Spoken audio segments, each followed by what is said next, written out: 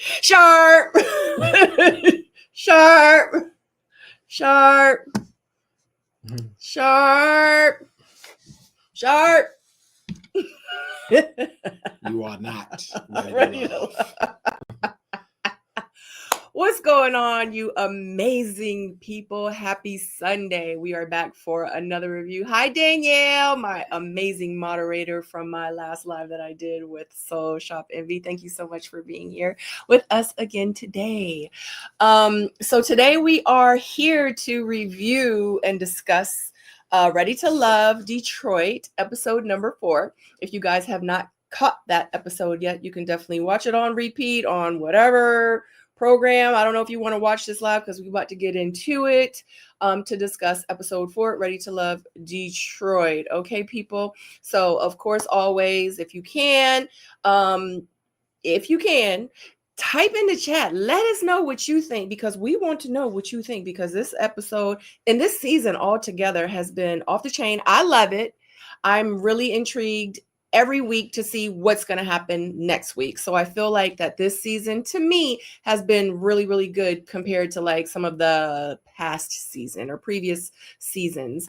Don't forget to hit that like button. Make sure that you also share this video if you know anyone that's a lover of Ready to Love, or if you want them to get into Ready to Love, definitely share this with them so they can get in on the chat and get in on the shenanigans. Okay. Of course, you guys know my name is Sabrina. I was on Ready to Love DC, and I have my lovely husband here, and I'm going to let him introduce himself. It's me, J Dub, and I just want to say happy Thanksgiving to everybody out there. Hope y'all enjoyed your holidays if you celebrated, and we're glad to be back and be on the road and find out who's ready to love or not. Absolutely. Hey, Blondie. Yes, absolutely. Blondie says this is one of my favorite seasons. Mine's too. I think since my season, this has probably been like, well, no, I can't say that. It's been a couple of decent seasons, but this one is really, really interesting. So let's see what it do. Hi, Nita. And as Danielle said, tap, tap, tap the like button on the way in, please. And absolutely thank you. All right, let's get into it. And of course, we got our pictures, so please bear with us. Okay. What we got? Okay. Well, I'm trying to figure it out because remember last time you said you didn't like it that we were so small, but I'm gonna try to figure it out. Okay. Well, let's just go ahead and get into the review. You know, this is Ready to Love season 11, episode 4, and we just jump right back in with Tommy and the ladies' lounge. But they made sure to let us know that this is actually Tommy's lounge, so it's not the ladies' lounge. And Tommy gives the golden rule, like Tommy's Arsenio Hall. He always putting that one finger up. The golden rule is what is said in the lounge stays in the lounge. But we know that's not ever how it goes. I don't know if it's a leak. Somebody put a bug into the lounge or they people talking on their cell phones, they record. I don't know. But for some reason, all the information always gets outside of the lounge. And that's the thing. No matter what the golden rule is, we know how it goes down. Everybody knows probably as soon as the lounge is over or doing. So Tommy gives a homework assignment, if you will. He tells the ladies that pretty much we need to let the people in, let the men in, and let them see a side of you that they haven't seen. Let them know like where your comfort zone is, where you stay, the things that are interesting. And for the most part, for this episode, it's pretty much primarily at the ladies' homes, but they have a few other dates. So the ladies take on an assignment and they're ready to go ahead and get in there. And it starts out with Dominique, and she's hosting several people on there, and she's having a group date. Bello's there, Devon's there, Christina's there. And what I thought, I guess with the dynamic, I'm assuming that they're pairing people who have those connections, not so much people exploring. People you've already connected with, they bring them on. But this one, to me, it feels like this is a Dominique's group date with Bello because she's making his favorite meal, the oxtails. And as you can see, Devon he's been on her line for some time. So she's pretty much telling like her energy is towards Bello. You want to get in there? I do. Okay. I gotta figure out this whole picture situation because this.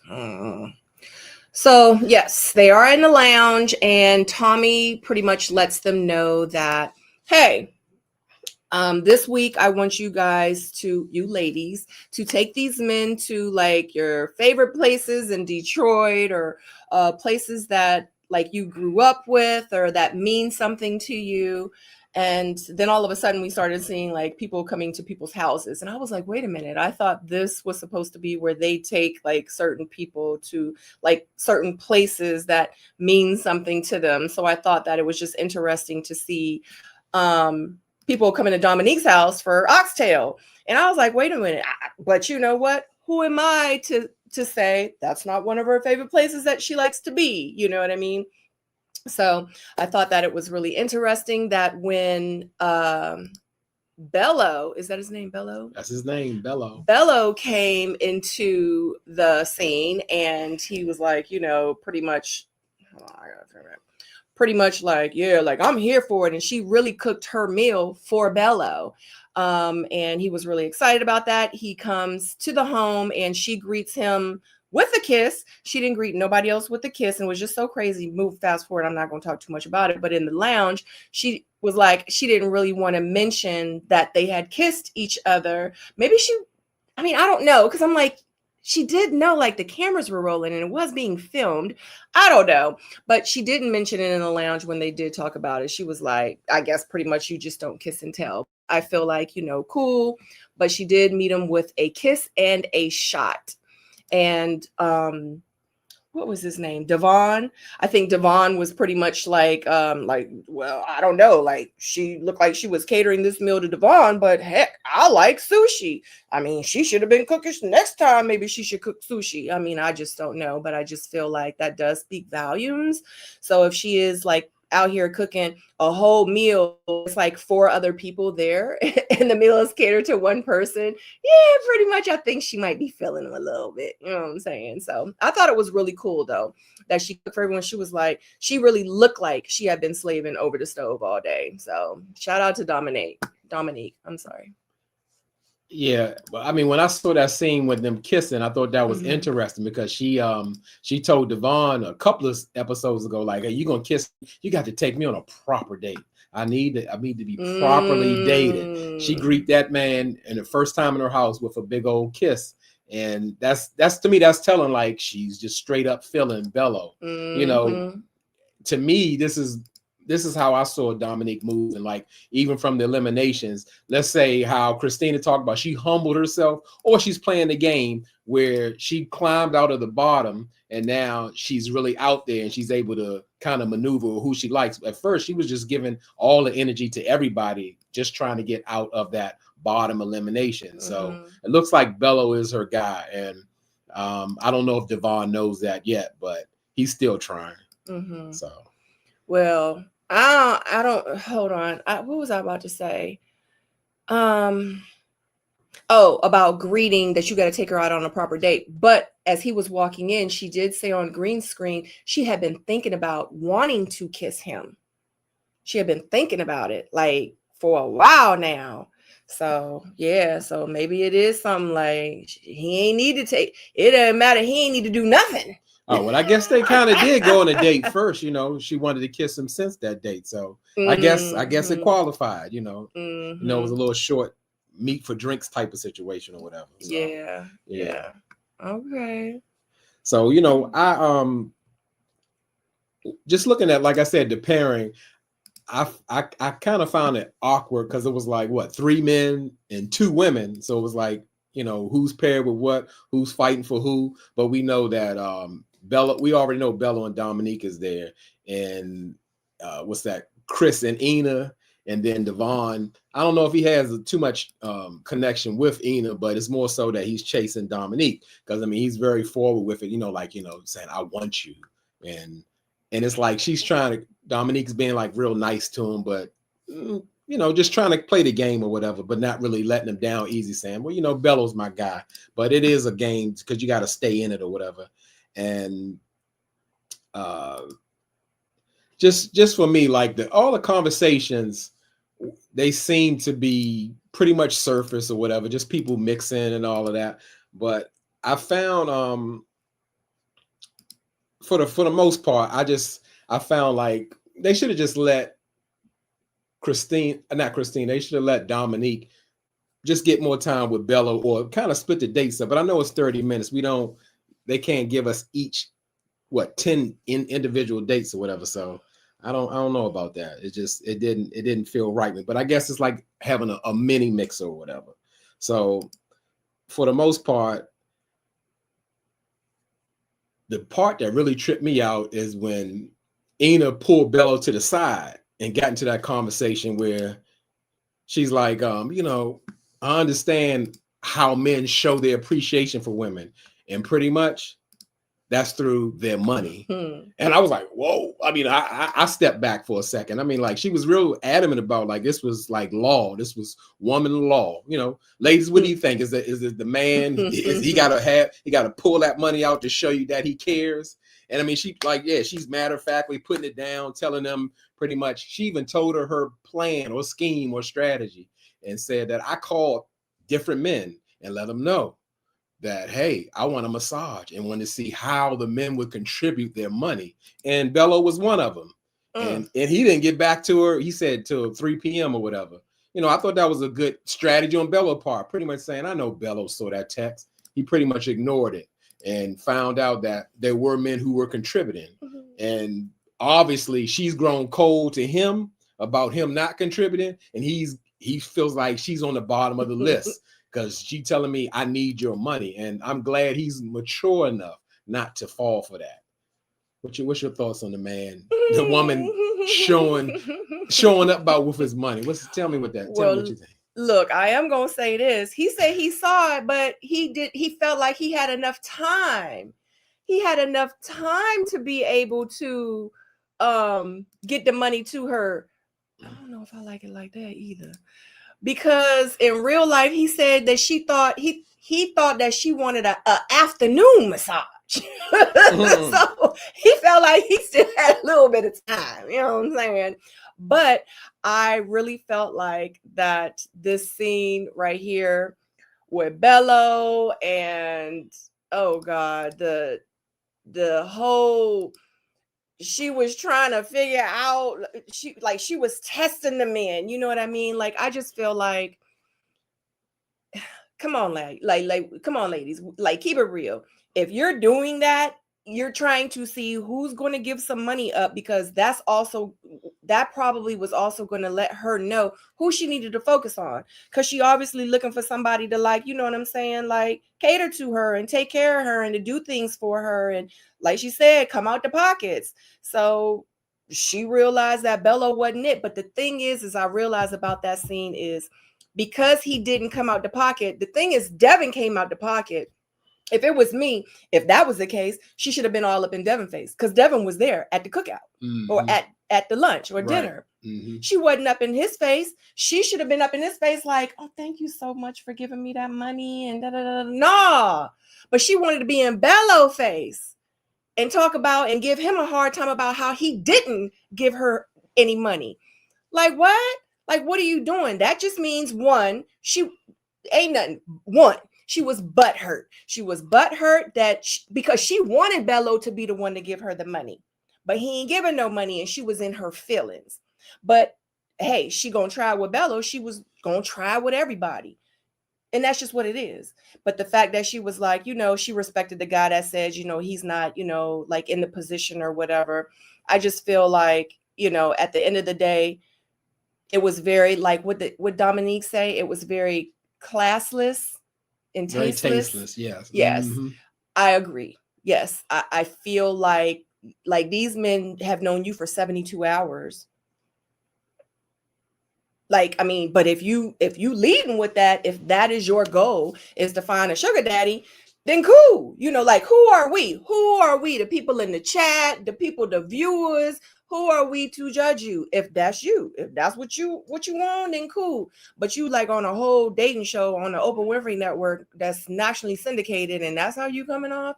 I don't know. That's just my thoughts on it. I really didn't care for it. I just felt like, you know, if that's what it was giving, she should have been giving that attention to Devin. Checking that chat for me to see what people got to say. Let me see if anybody spoke on that. Okay. Lady J says Christina was a huge turnoff. It came off thirsty and gave off gold digger energy. I totally agree. The game isn't to be told, ma'am. Oh yeah, I mean, she put the whole strategy out there, told them how many people she asked and all that. Jaguar says, I'm back and forth, guys, so bear with me. Imagine begging 3 men and thinking that's a flex. Chris said he didn't have it. He did have it. He just wouldn't send it to her random ass.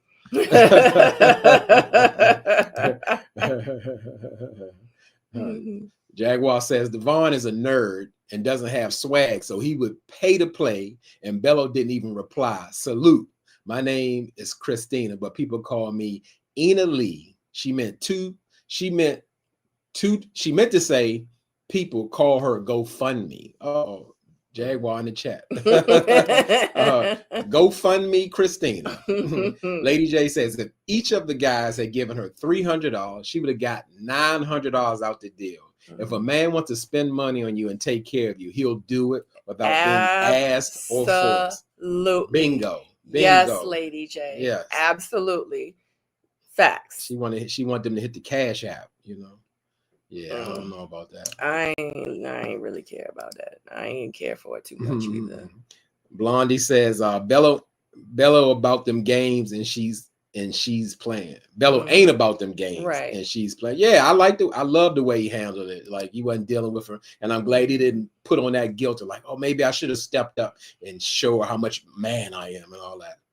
Capricorn says, I'm gonna have to watch this season. Sounds a little interesting. This been the best season in some seasons.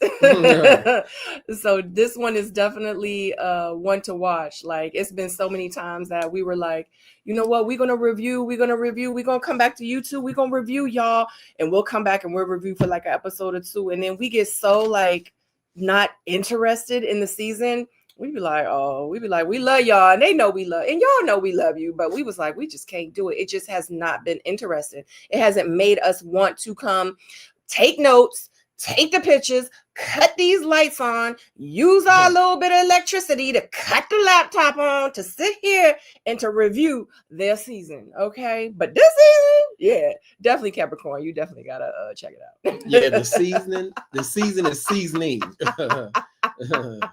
Yeah, them other seasons was bland. This season got a little bit of garlic powder, a little bit of Cajun powder, a little bit of hot sauce. Jaguar says Christina love language is physical cash, funds of affirmation, acts of transfer. Be right back. Jaguar is on a roll. He's rolling.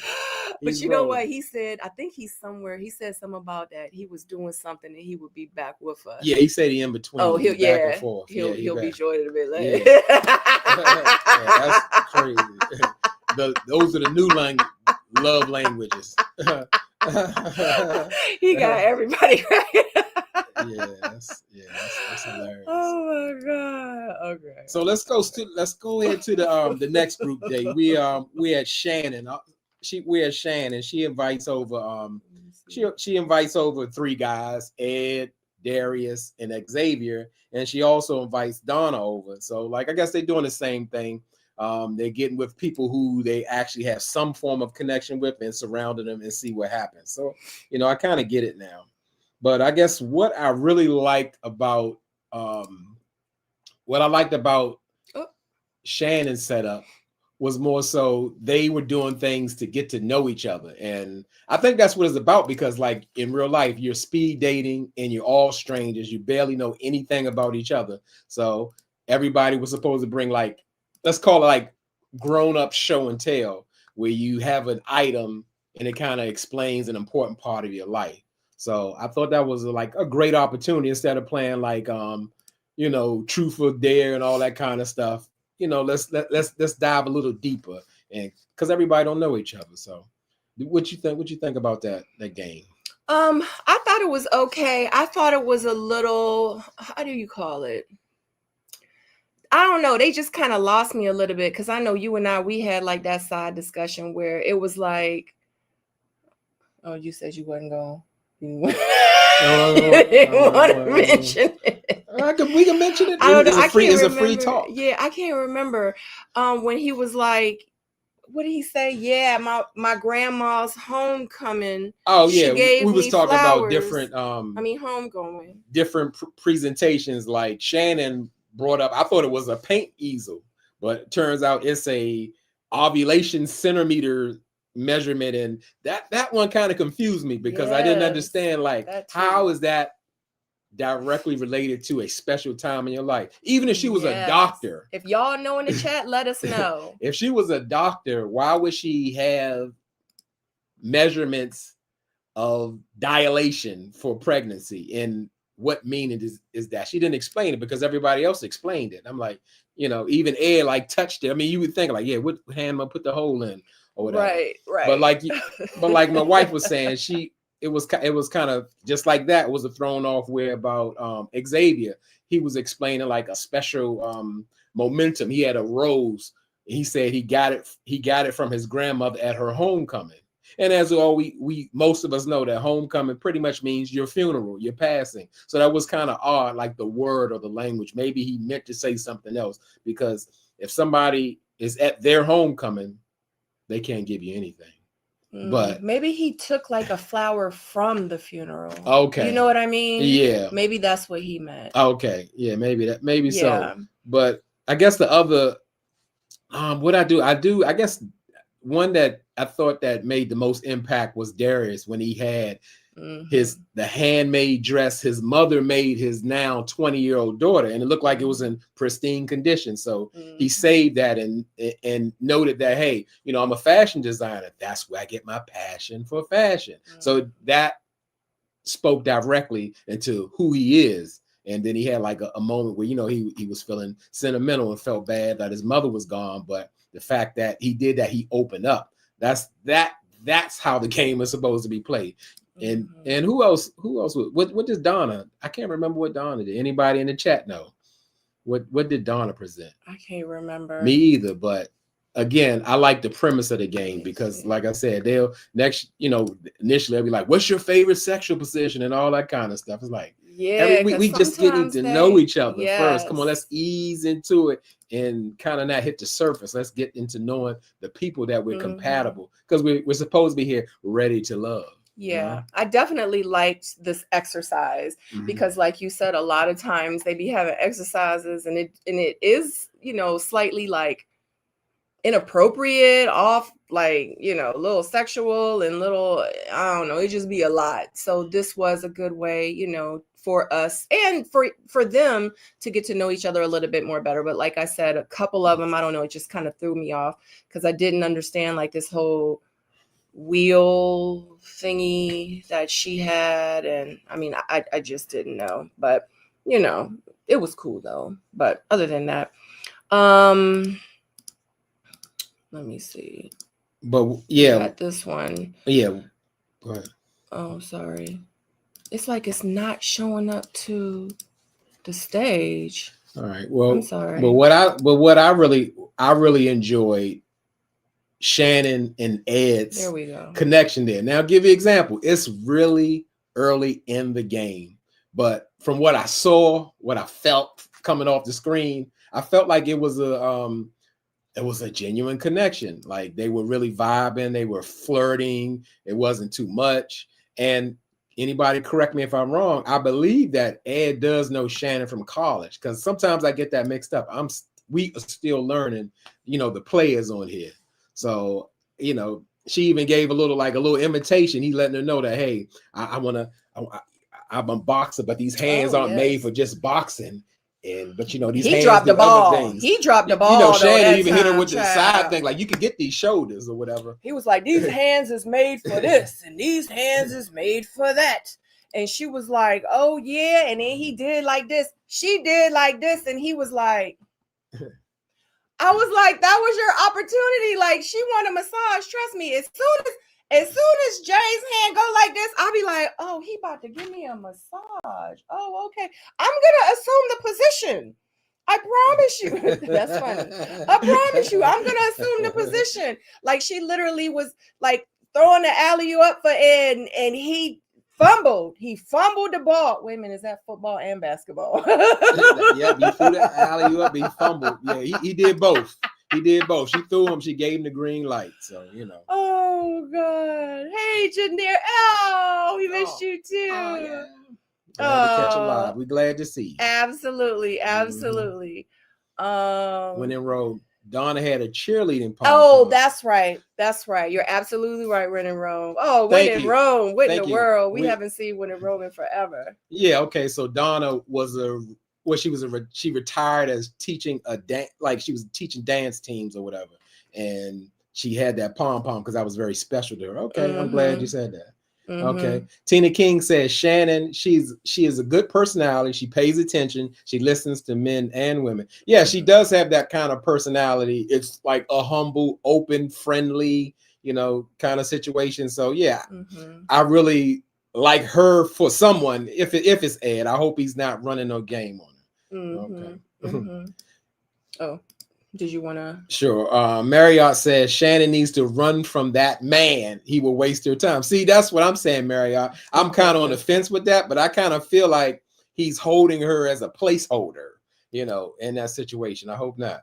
Okay. Nicole knew him from college, not Shannon. See? Thank you. Okay, Nicole. Guess what? Oh, yeah. I don't even know who Nicole is. I was about to say, who is Nicole? No, Nicole is the one that was sitting on the couch with him. That was Shannon. Oh, that's Shannon? That's Shannon. Yeah, I told you we still learning. Oh, but we're going to find out who Nicole is. In the world? I'm sure she'll here with a picture somewhere with a day. Shannon and Ed have good connection. Absolutely. Yeah, I felt it. Wear your glasses, JJ. You'll be on Sabrina squinting. Yep, I'm blind. I'm trying to get it through. I even wrote my notes extra big so I can see. You know it so well. Nicole had the date with Devon at the batting cage. Oh, okay. Yeah, that's right. Okay. Nicole. Yeah, that's right. Okay. I remember I said that. Okay. I'd be getting it mixed up. Yeah, we getting it mixed up. Okay. Nicole and Shannon kind of remind me of each other too. So I don't know. Okay. Shannon is the one they be calling Michelle Obama. Okay. Marriott says the producers should have. You missed. Oh, sorry. The producers should put their names on the screen. Yeah, they don't put them often enough because we need it. Yeah. But we appreciate y'all for helping. Thank you. Yeah. Capricorn says Shannon, the pearls. Laugh out. Learned that from another review. Okay, she be wearing the pearls. Okay. Okay. Oh, that's who they be calling. Yeah, we be needing help with that. Yeah. So that's right. There she go with her pearls on. Okay, diamonds and pearls. Diamonds and pearls. Oh, I might get. Okay. All right. Well, let's go to the next date. We with Ashante. I don't know if this is, I'm gonna just say something crazy with word association. Ashante. Now she reminds me of Ashanti just because her name was Ashante. Do they have that's the one that look like Keke Palmer? Is it? Yeah, that's the one that everybody say look like Keke Palmer. Oh, I'm about to put it up. Yeah, I guess it depends how she wears her hair. Ashante look like Ashanti to me on this episode. I'm about to pull her up. Let's see. Keke or Ashanti. Here she go. Oh, I don't know why I do that. Okay, that's definitely Keke Palmer right there. That's Ashley. That's not Ashanti. Oh, yeah. Wait a minute. I said Ashanti. Who is Ashanti? Ashante. Her name is Ashante. Who is Ashante? This the one with the dog. With Duchess? No, that's that's the one with the dog. Ashley's right. With the dog. Oh, the next scene was. Oh, that's right. That's the one where they did the tie-dye. Yeah. Okay. Yeah. All right. Okay. Yeah, but Ashanti, she's doing a group date this time, and she's not at her home. But I think you missed the one where they did the cooking thing. Because I take the pictures by how. That's what I'm talking about now. Oh, sugar. Oh, my bad. My bad. Okay, here we go. Cooking. We cooking with fire now. Okay, we got it. Okay. Here we go. All right. Ashante, she's having a group date and it's not at her home. She's holding a cooking class, and you know, she says she's a personal chef because Ashante is the one that has like, you know, she's like a Jamaican. She got 5 jobs. She's a chef, a personal trainer, a seamstress. No, but she's not a seamstress, but she's like a whole bunch of everything. And this is one of her passions. And she's having this time a real double date because we see there's Devon, there's Cardi, and there's Lauren. So this is essentially how I thought it should be, because it feels like somebody's left out. And I get that you don't have to like a certain person, you can switch back, but it's an even playing field. Nobody's ever left out. You have somebody to talk to at all times. So that's what I thought it should be. And like I said, within this scene, we truly see and know why from the start. Not that I haven't seen it before, because, you know, the way Vince, you know, does a smile, you know, and now for safety reasons, the head chef is telling him, anytime you pick up a knife, you say, sharp. Yeah. And for some reason, Vince took this to a whole nother level. Like, I don't know, you know, is it immaturity? Is it his way of being funny or whatever? But it was so annoying. It was a fail. So much so that he was killing Lauren with that. Like, she couldn't stand it. Like, just get that. Yep, that's how her face was. She couldn't stand that. And I get it. Because, like, you know, it's like you're dealing with I'm gonna say a 9-year-old something in the kitchen, but this is supposed to be your potential new husband or your new love interest. You know, it was crazy to me, and I just couldn't understand it. I couldn't understand it at all. But for the most part, Cardi captured both of the ladies in this scene. You know, he had their attention. That's what I'm gonna say. The only thing that they really notice is that Cardi doesn't know how to use a knife. You know, that may be a little off-putting. You know, that poor baby. Man. Yeah, he don't know how to cut a carrot. That poor baby. You know, so obviously you're gonna have to do all the cooking for the rest of your life. After she taught him, I think he kind of sort of figured it out a little bit. Look at him, he don't even know how to touch it. She like, hold it like this. He like that. She like that. What the comments got? What they talking about? Mira says, was he nervous? Oh, which one? Maybe the shark. Yeah, I think that's when when Marriott said, was he nervous? Oh, I don't know. Sharp. Devon act like that all the time, so I'm gonna take it. Marriott, which was? Were you talking about Vince or were you talking about Cardi? Cardi? Yeah, what you talking about, Cardi? I don't know. I think Vince. I think she was talking about Vince because we hadn't started talking about Cardi yet. Oh, Vince is so irritating. He is. He is. She's a snooze fest. Who's a snooze fest? Cardi in his hair is bringing down the vibe. He got his highlights in, but I'm glad he at least slicked it back for the cooking class, so he ain't got hair all in people's food. But you know, everybody, they got little different pet peeves. You know, some people don't mind with food and touching their face and doing all that in the food, but I'm glad he just pulled it back. Or they could have gave him a hairnet, you know. But that's the case, you got to get a lazy hairnet. Equal opportunity. Marriott says Vince. Oh, okay. Okay. Yep. Now Vince got something going on. Yeah, Vince just on a whole nother something. Right. Yeah. Go ahead. Was that Marriott? Yeah, I can't. Devon is a shallow man pretending to be what he is not. Sorry. No, you know, even though this is a shared channel, the motto still stand. Say what you say, Marriott. And guess what? I agree with you. Devon, yes, is a shallow. He's inflexible. He's stubborn. He's annoying. You know, all those things. Like I said, you can already tell that. Guess what? We're gonna call it early. Devon, you're not ready to love. You know, just that simple. Where is Devon? Devon is this one. Devon. So everybody knows. Oh, look, man, I messed it up. I messed up. Ooh, I messed up. This is Devon. That's Devon with the baton. I'm thinking of Vince. Guess what? I get them mixed up too. Guess what? Let me think about Devon. Devon is a shallow man pretending. Yes, he's a pretender as well. Because it's the same way he tries to be smooth with Dominique, tries to go in for the kiss, and it's just a fail. Everything's like a fail with Devon. He's trying to play up to something, like he's the player. Okay, Janera says Vince gives on the spectrum. He gives on something, you know. I don't believe in people say I'm not here to give a diagnosis. I'm not a doctor. None of us are doctors, except we got a doctor. I forgot who we do have a doctor, but most of us aren't doctors. Most of us aren't doctors, but something's going on. Marriott says Vince is her man. I'm like, wow, Vince is the man.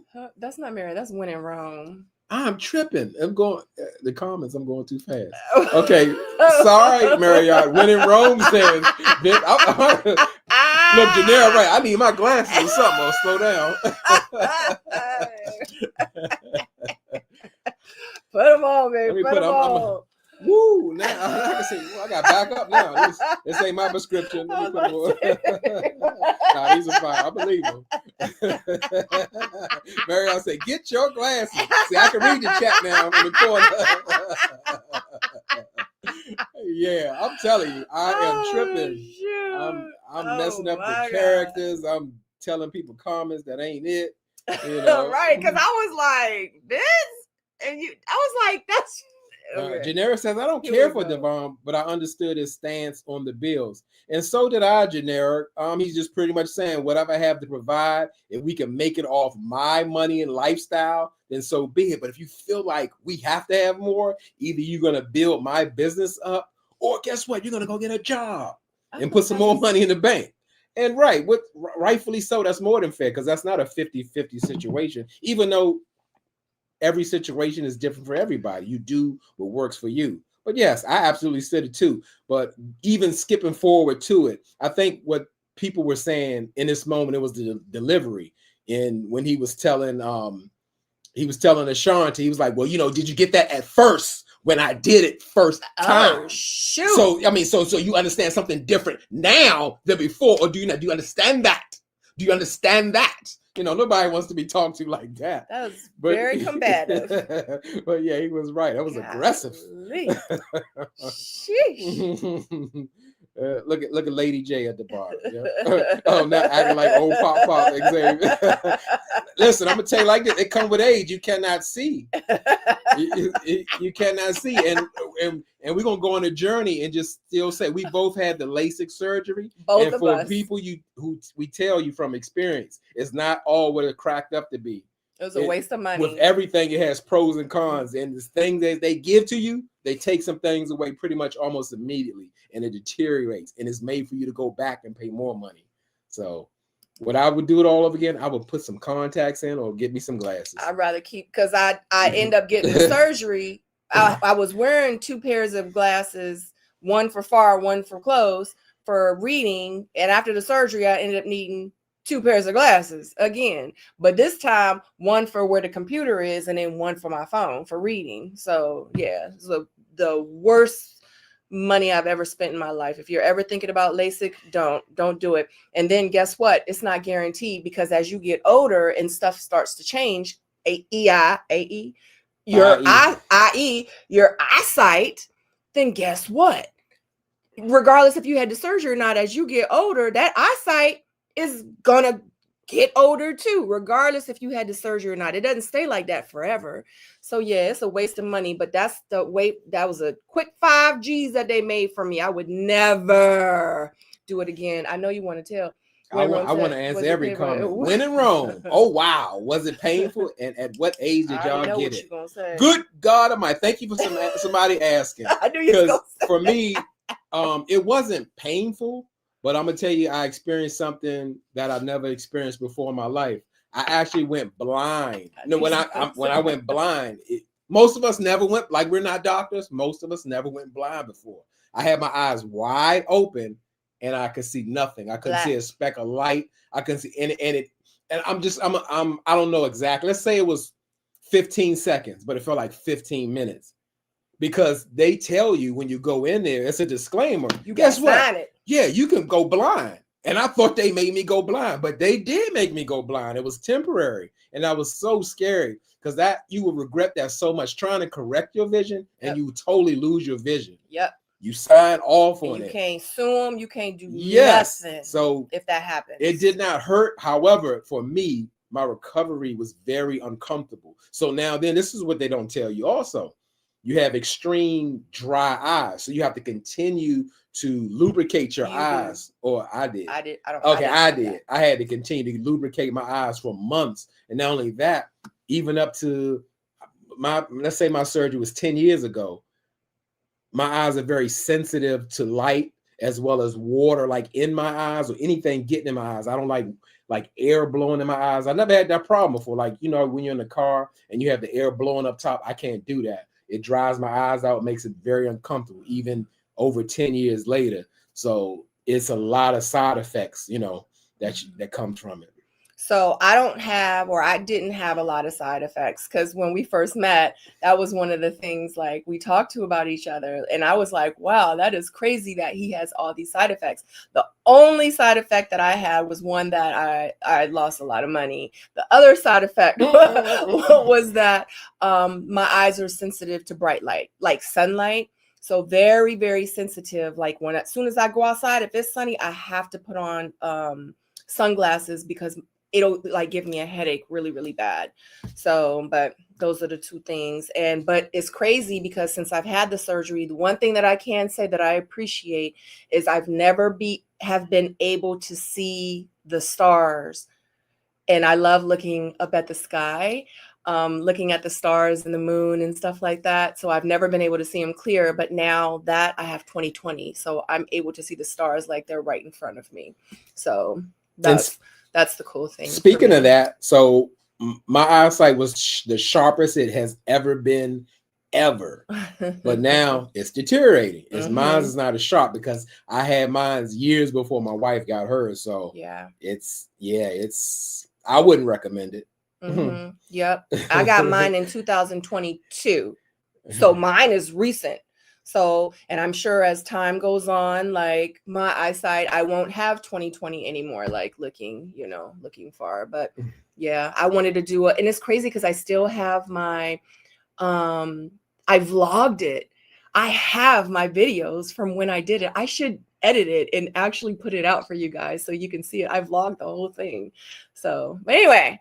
Okay, Capricorn Moon Goddess says, I want to answer every comment. He said, ask anyway. I wouldn't trust eye surgery, though. That's right. I used to be the #1 comment. I love the comments. This is my Thanksgiving meal. I love comments. Yes, scary. When in Rome. Oh, mine are very sensitive to anything. Yeah, well, after you get the surgery, it's going to be worse. Okay.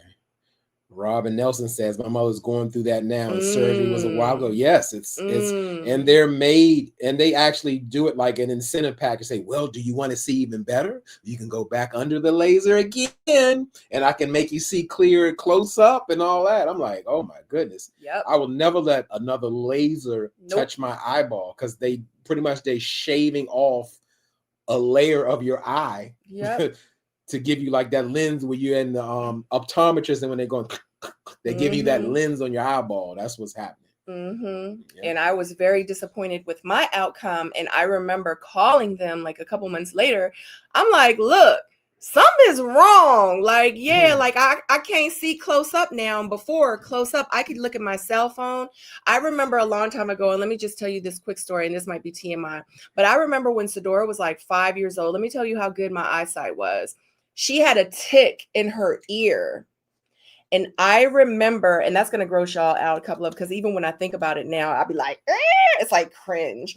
But I remember getting tweezers and going in there, like all the way back in her ear. And I remember getting that tick out of her ear because it was like 11 o'clock at night. And I was like, I'm not going to be able to sleep as a mother like all night long and then wake up in the morning to take her to the doctor. I was like, I'm not going to be able to sleep. I was like, I'm going to have to try to do something. So the fact that I was able to see that tick in her ear, that's how good my eyesight was. Now I can't see crap. This is blurry. That is blurry. This is blurry. This is blurry. Everything. When I'm looking at this is blurry. Everything is blurry. All this from right here. Everywhere. I want to say From me to maybe about 4 feet in front of me is when I can start seeing a little bit clear. And before all that, I had perfect 20/20 vision. Man, they be messing you up. And then I told him, I was like, look, yeah, like y'all messed me up. I was better off what I had. Why the man said, well, if you want, you can come back and we can reverse it for you. I was like, but this time I might go blind. In real life, I should have never messed with it. I should have never messed with what God gave me. I should have left it alone and just whatever. I thought I was doing the right thing. I'm thinking I'm getting LASIK and I'm just going to have perfect eyesight, near and far sight. I'm thinking I'm just going to have 20/20 all the way around. And then I was like, and I told him that, and you know what he had the audacity to say to me? He said, well, we had to pull it from somewhere. What, you thought you was going to be able to see good like both ways? Oh my goodness. Who are you talking to? I couldn't believe he said that. That's that LASIK surgery place, the real popular one. That's the place that I went to. Sabrina, you look so good. Thank you. And I don't even have nothing on my skin. I put a little bit of eyeliner because I didn't have enough time to put my eyelashes on today. So I put some eyeliner on and I put some eyeliner up here and I got some lip gloss on. But look, y'all, I don't have nothing on my skin. Y'all know I just turned 50 in August. Can you believe it? I keep saying I'm gonna do like skincare routines and stuff like that with y'all. I promise I do. And I be wanting to, but then life be lifing and I just don't be having time. But look, isn't that crazy? I'm 50 years old. I be looking at myself like, girl, you are the bomb. Like, yes, thank you so much, Andrea. I appreciate you. Okay. That's beautiful. Thank you. Last question. Guess what, Winning Room? We're here to answer questions and we need the interaction. So don't ask anytime. A question is never a bad question, unless it's negative or something like that. Yes. But yeah. No negativity. Last question. How do y'all go about choosing your doctors to do it? That's a great question. Mine was so long ago. I'm gonna say it was over 10 years ago. And I think I just went with somebody who was popular, and I can't say that I did great research. I was just so excited to have the opportunity because I was tired of wearing contacts. And let me go even a little sense deeper, because my optometrist told me I abused my contacts so much that it was almost being sealed to my eyeball, and you don't want to go blind. I'm like, oh my God, I got to do something, because I was really bad about taking my contacts out because I never liked touching my eyeballs, even though I could do it. But I thought I was doing something better, but I wish I just would have taken better care of my contacts or just went back to glasses. Yep. I keep hearing stories about tick, seriously. Oh, I haven't, but I will tell you this. After I pulled that tick out of her ear, I put it in a Ziploc bag and I did go to the doctor the next day. I had to take the tick to the doctor because they had to run tests to make sure the tick didn't have Lyme disease. So yeah. So anything that bites you or whatever, try to save it, put it in the bag just in case they have to run some tests. So always keep that in mind. Absolutely. Yes, I've been seeing that. Do you know about that, babe? No. Yes, I seen it on Instagram. They black glasses and they got little holes, and it says that if you wear them like 10 or 15 or 20 minutes a day or something like that, it actually like helps your eyes become better at seeing. Well, that makes sense because they say as we get older, our eye muscles get weak, and that's why we lose our vision. Yes, like we do. So as long as it's nothing.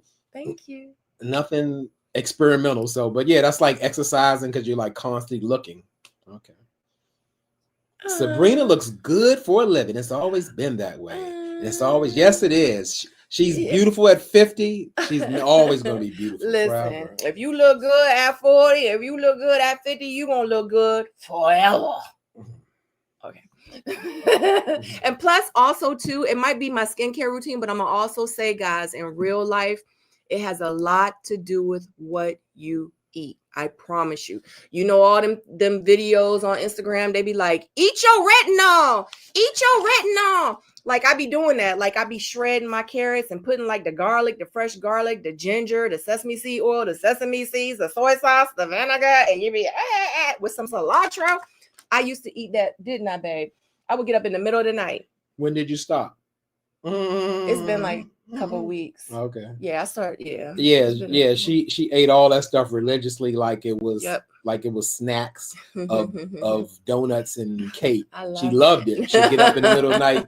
I'm gonna make a carrot salad. I need some edamame. I need some broccoli. I need some. Yeah, I was like, wow. I wish I had that kind of addiction. Love it. I love it. I love eating a lot of vegetables. Marriott says, J-Dub, you see yourself? You needed glasses. I do. I need them bad.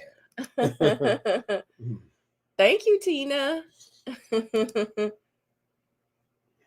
Marriott says, my doctor told me they could see the scars from contact using during eye exam. Never used again. Yes, because a lot of times you can scratch your eyes with it from it moving around and you're touching it. Because yes, I've had like you said, scars in my eyes where my doctor told me I had to remove my contacts so they can heal. So it's a real thing.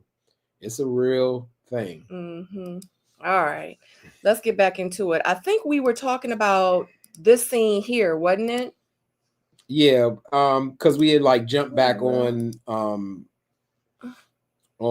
what Devon was talking about, the 50-50 situation, but we were really going back. We were going to go into like the last set of double dates. Oh, so we not talking about them no more? We like off that. Okay. We like off that now because we're going to head on to like, because at the end they had two sets of double dates. One was with Steven and Ashante, and one was with Ed and Ashley. Not double dates, but separate dates, separate solo dates at the same time. Oh, Vince, like they gotta keep helping. Mario, I said that's not Devon, that's Vince. Ow. Yeah. That's the one with the sports date. The sports date? The cricket date? Yeah, Devon, that's Devon, but the scene that just came up was Vince. I called him Devon. Oh, and Marriott was helping. I appreciate the help because again, I be trying to still learn these people. We're on episode 4. But like I said, we're going to the double dates. So we're gonna go with who we going with first? We're gonna go, yes, that's the one we want to go. We want to go with Ed and Ashley. Yeah. And they're going to the dog park because Ashley said, like, hey, if you're gonna be in my life, you're gonna be in Dutch's life, which is a little Yorkie kind of situation. So they go out, have some drinks, and I would say this situation was very indicative of dating. Like it's somebody who always likes somebody more than somebody else. So Ashley mentioned to Ed, she was like, hey, I've let you know a couple of times that I'm interested. Like, is it being reciprocated? Do you like me? And he's like, what does that look like? And I thought that was a very strange question because like at this point, you know, if you're showing interest in someone. And that's what she was saying. Like, hey, I've been like reaching out or letting it be known that I like you and I'm really not getting nothing back. I just wanted to be reciprocated. And the fact that she has made several attempts to do that really tells everything she needs to know in real life. So that's why, like at this point, Ashley is really more focused on Darius because she's more connected, even though he got 4 kids. It's just the fact that he's not opening up. I don't know if he don't just like her like that, or he's that person who's kind of closed off, which is kind of weird to me. Not that everybody has the same personality, but if you go on this show, you know that you're going in an accelerated speed dating process where you have to get to know multiple people at the same time. You like playing a political game. So that confuses me, you know, and you've been through that. So, you know, what are your thoughts on that? Like how she had to deal with that man and find out if he liked her or not. I thought it was all boring. Boring. Yeah, I think I had more interest with the dog because remember we were watching the scene and the dog ran off. I was like, "Ooh, look, babe, the dog left." I was like, even the dog is bored. I was like, "Oh no, there you go, he came back," and that's really all I said about the scene. Sorry, but it wasn't giving what it needed to give. I just felt like that they needed a filler. And that's what it was. And they had to send him on like dates or whatever. But I just feel like that Ed is honestly, it boils down to Ed is feeling Shannon. And that's just what it is. Like when a man is really assume the position. I'm not gonna never pass that up. You know what I'm saying? Like you start assume the position. I ain't see him sitting next to Ashanti trying to hold her hand, and him and Shannon, Hey, put your hand up. Him and Shannon was doing this and doing that and doing this and doing that. You mean Ashley? I mean Ashley. Yeah. Yeah. No, with Shannon. No, you were saying you said Ashanti. You said yes. Ashanti. Yeah, Shannon. Yeah. So him and Shannon, when they was at his house, her house, like he was very touchy feely, and she literally was like, that's one of my love languages, you know. And he act like he didn't even know Ashanti. Yeah, he wasn't interested. He was thinking about Shannon. Let's see what they say in the comments. What they were saying. Yeah. Andrea says, who was your favorite? Who was my favorite? I would say I have a favorite. Who's the couple? I like, crazy enough, I think I like Cardi and Ashley more. That's why I don't really like Ashley for Darius. You know, she knows what she wants. She knows what she likes. I like Cardi more for Ashley. But come to find out, I guess Cardi is like one of the favorites. You know, and I feel like from the past few episodes, I don't know if it's nerves, but to me, his communication didn't seem like it was too sharp. But as a couple, I think I like the connection between Cardi and Ashley more so than anything. So that's Ashley, y'all. Yep, that's Ashley. Keke Palmer. Ashley Keke Palmer. Is it worth asking a man if he likes you? Hell yeah!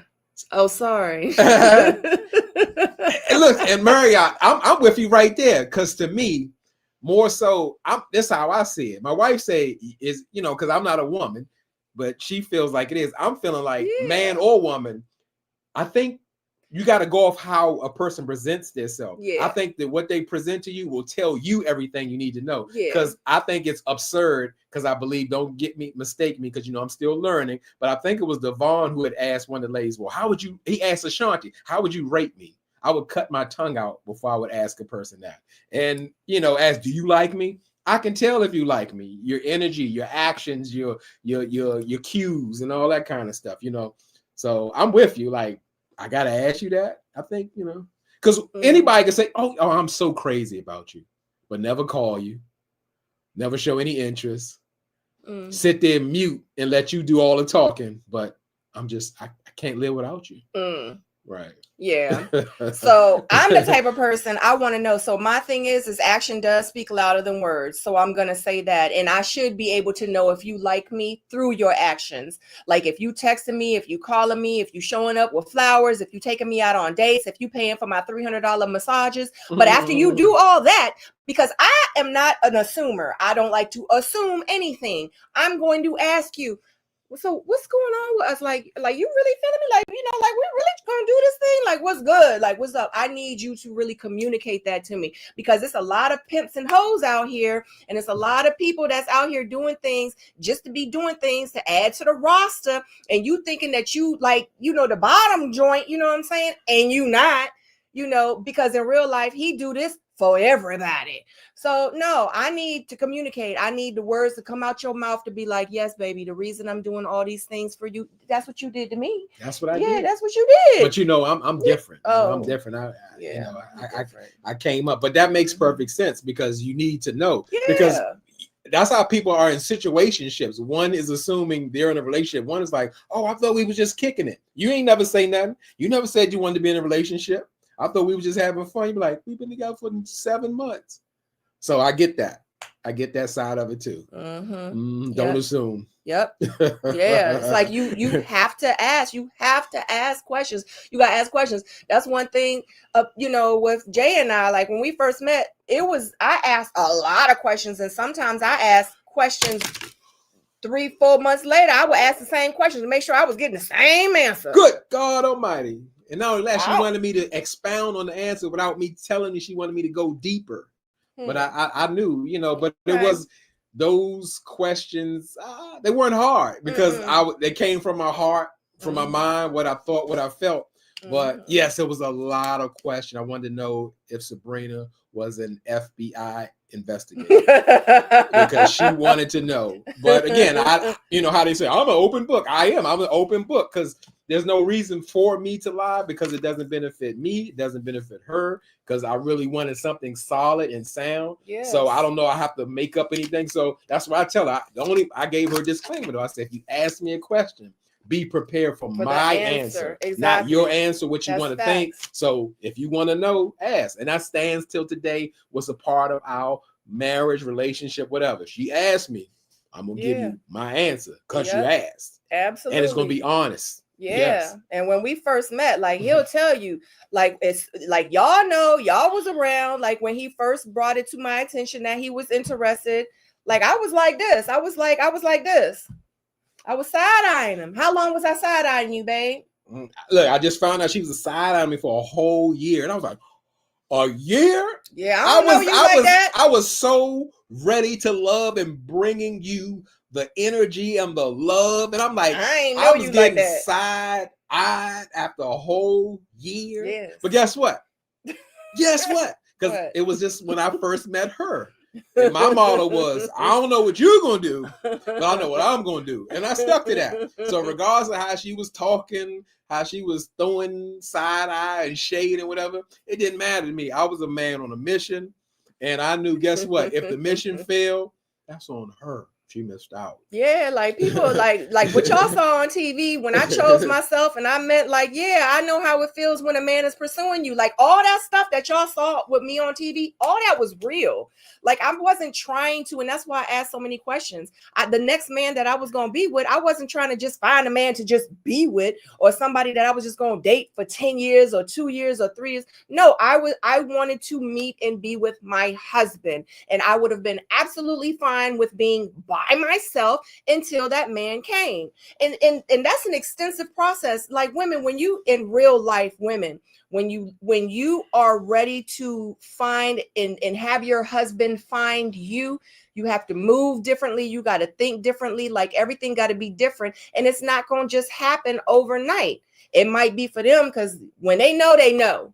But for us, we do. It's a lot of women. The first time a man like shows you any kind of attention, you like, oh, I love him. He paid for my nails to get done. Oh my God, that's gonna be my husband.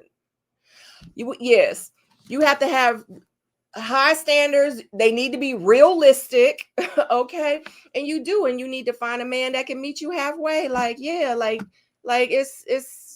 Anyway, but yes, and thank you so much for being the man that you were and being patient with me. I was being so patient. Because I wasn't just because he tell me he liked me, he trying to pursue me, I'm gonna be like, okay, like no. No. I'll go back to that. I want to answer that. We missed a lot of stuff. Oh shoot! Okay. Talking about my okay. Marriott says Ed said he has no timeline on marriage, but is a religious man. She laughing, but Marriott, I understood the man language of Ed. Pretty much is what he's saying. This is what he's saying. He's saying like, hey, I can't really gauge because it's different each and every time if it goes down the same way, like how I saw and knew it for Sabrina.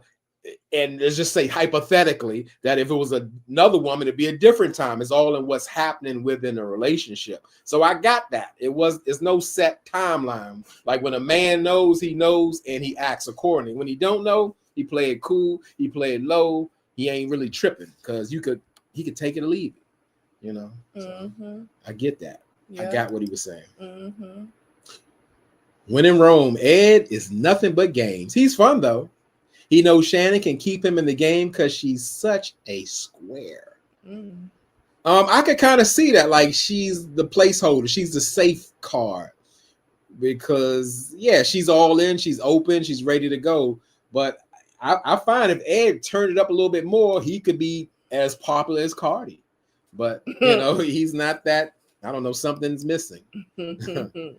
Jaguar says, no, sir. As a man living in a post-Me Too world, do not go off what you feel or think or vibes or anything of that stuff. Ask and get a direct answer before you move a certain way, and your reputation gets ruined. Hold on, what? You saying that? I said, hold up. Don't do that all. He's pretty much saying you have to ask directly what's going on. Oh, okay. Right. So Jaguar is a man. I'm a female. We agree. We think alike. So yeah. So I think absolutely, like, you have to, like, don't you feel like that too, babe? Yeah, I mean, it's a both sides to the thing. I don't really focus on saying, I don't focus so much on somebody's words and say, do you love me? Like, oh, I love you so much. But you set me up for the next day, something bad to happen.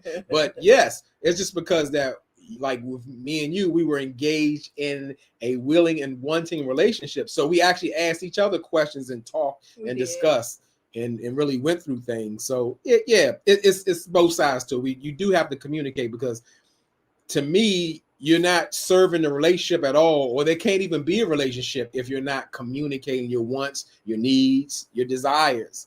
You know, if you just like, yeah, we're just here, like, and you talking about bingo, that don't work.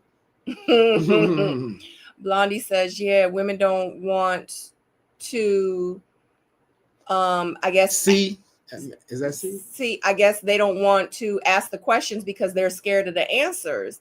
Well, then guess what?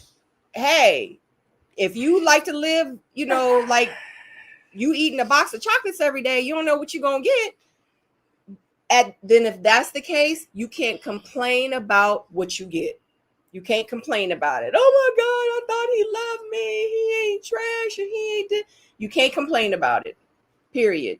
Like I tell people, situations, my daughter, like every time, even when I used to, you know, be at work and people come complain, I'd be like, are you going to do something about it? You going to talk about it? You going to do it? If not, you got to stop complaining about it. Got to stop complaining about it. You going to do something about it or not? If you're not, then be quiet. You got to get what you get. Marriott says asking this early is presumptuous of Ashley. Well, I feel like you can ask anything that you want. Like I said, like our style, Marriott, we wouldn't ask like that. Like, what do you think? You like me or you rate me? Like, no. No. Yeah, I wouldn't have did all that. That was a bit much because it literally only been like 4 days. Right. It is a bit early. Okay, Blondie's got a response. Oh yeah, that's what we were saying. Okay. Some don't ask. Okay. J-Dub wrote. I wrote the exam. I had the answers and the notes. You know why? Because I got the email in my soul. I knew my mission. I mean, I've never been so sure about something in my whole life. You know, so it was like it was really easy. And just to put a note out there, so like the ready to love world or the real world, when somebody is reciprocating that interest in you, no matter if they side-eyeing you after a year, they still will make themselves available and make things easy for you to come into their world. They won't fight you. They won't get like missing or unavailable enough. They're gonna, you know, they're gonna make it possible for you to grow, you know. That kind of situation, even though they're side-eyeing after 1 year, 365 days. Yeah, but I literally gave you the cliff notes. You know what I mean? And anybody that's really trying to date you and really serious about you, they will make it easy for you. Mm-hmm. You know what I'm saying? They want you to be successful because they want you to sweep them off of their feet. You know what I'm saying? Especially anybody that gives you a little bit of their time, energy, and they're acting like they're the least bit interested. They don't want to see you fail. You know what I'm saying? Like you just never know where love lies, you know? So it's like, you just have to be patient, but you have to be smart too. You know? That's good. Yep. You can find it on YouTube sometimes. I understand, Serena. I side my soon to be husband for a long time. Yeah, you got side eye. You got a side eye. You know what I'm saying? Like, I ain't know. You know what I'm saying? Like, you know, I just ain't know. I was like, what is his motive? What is his intentions? I just needed to know.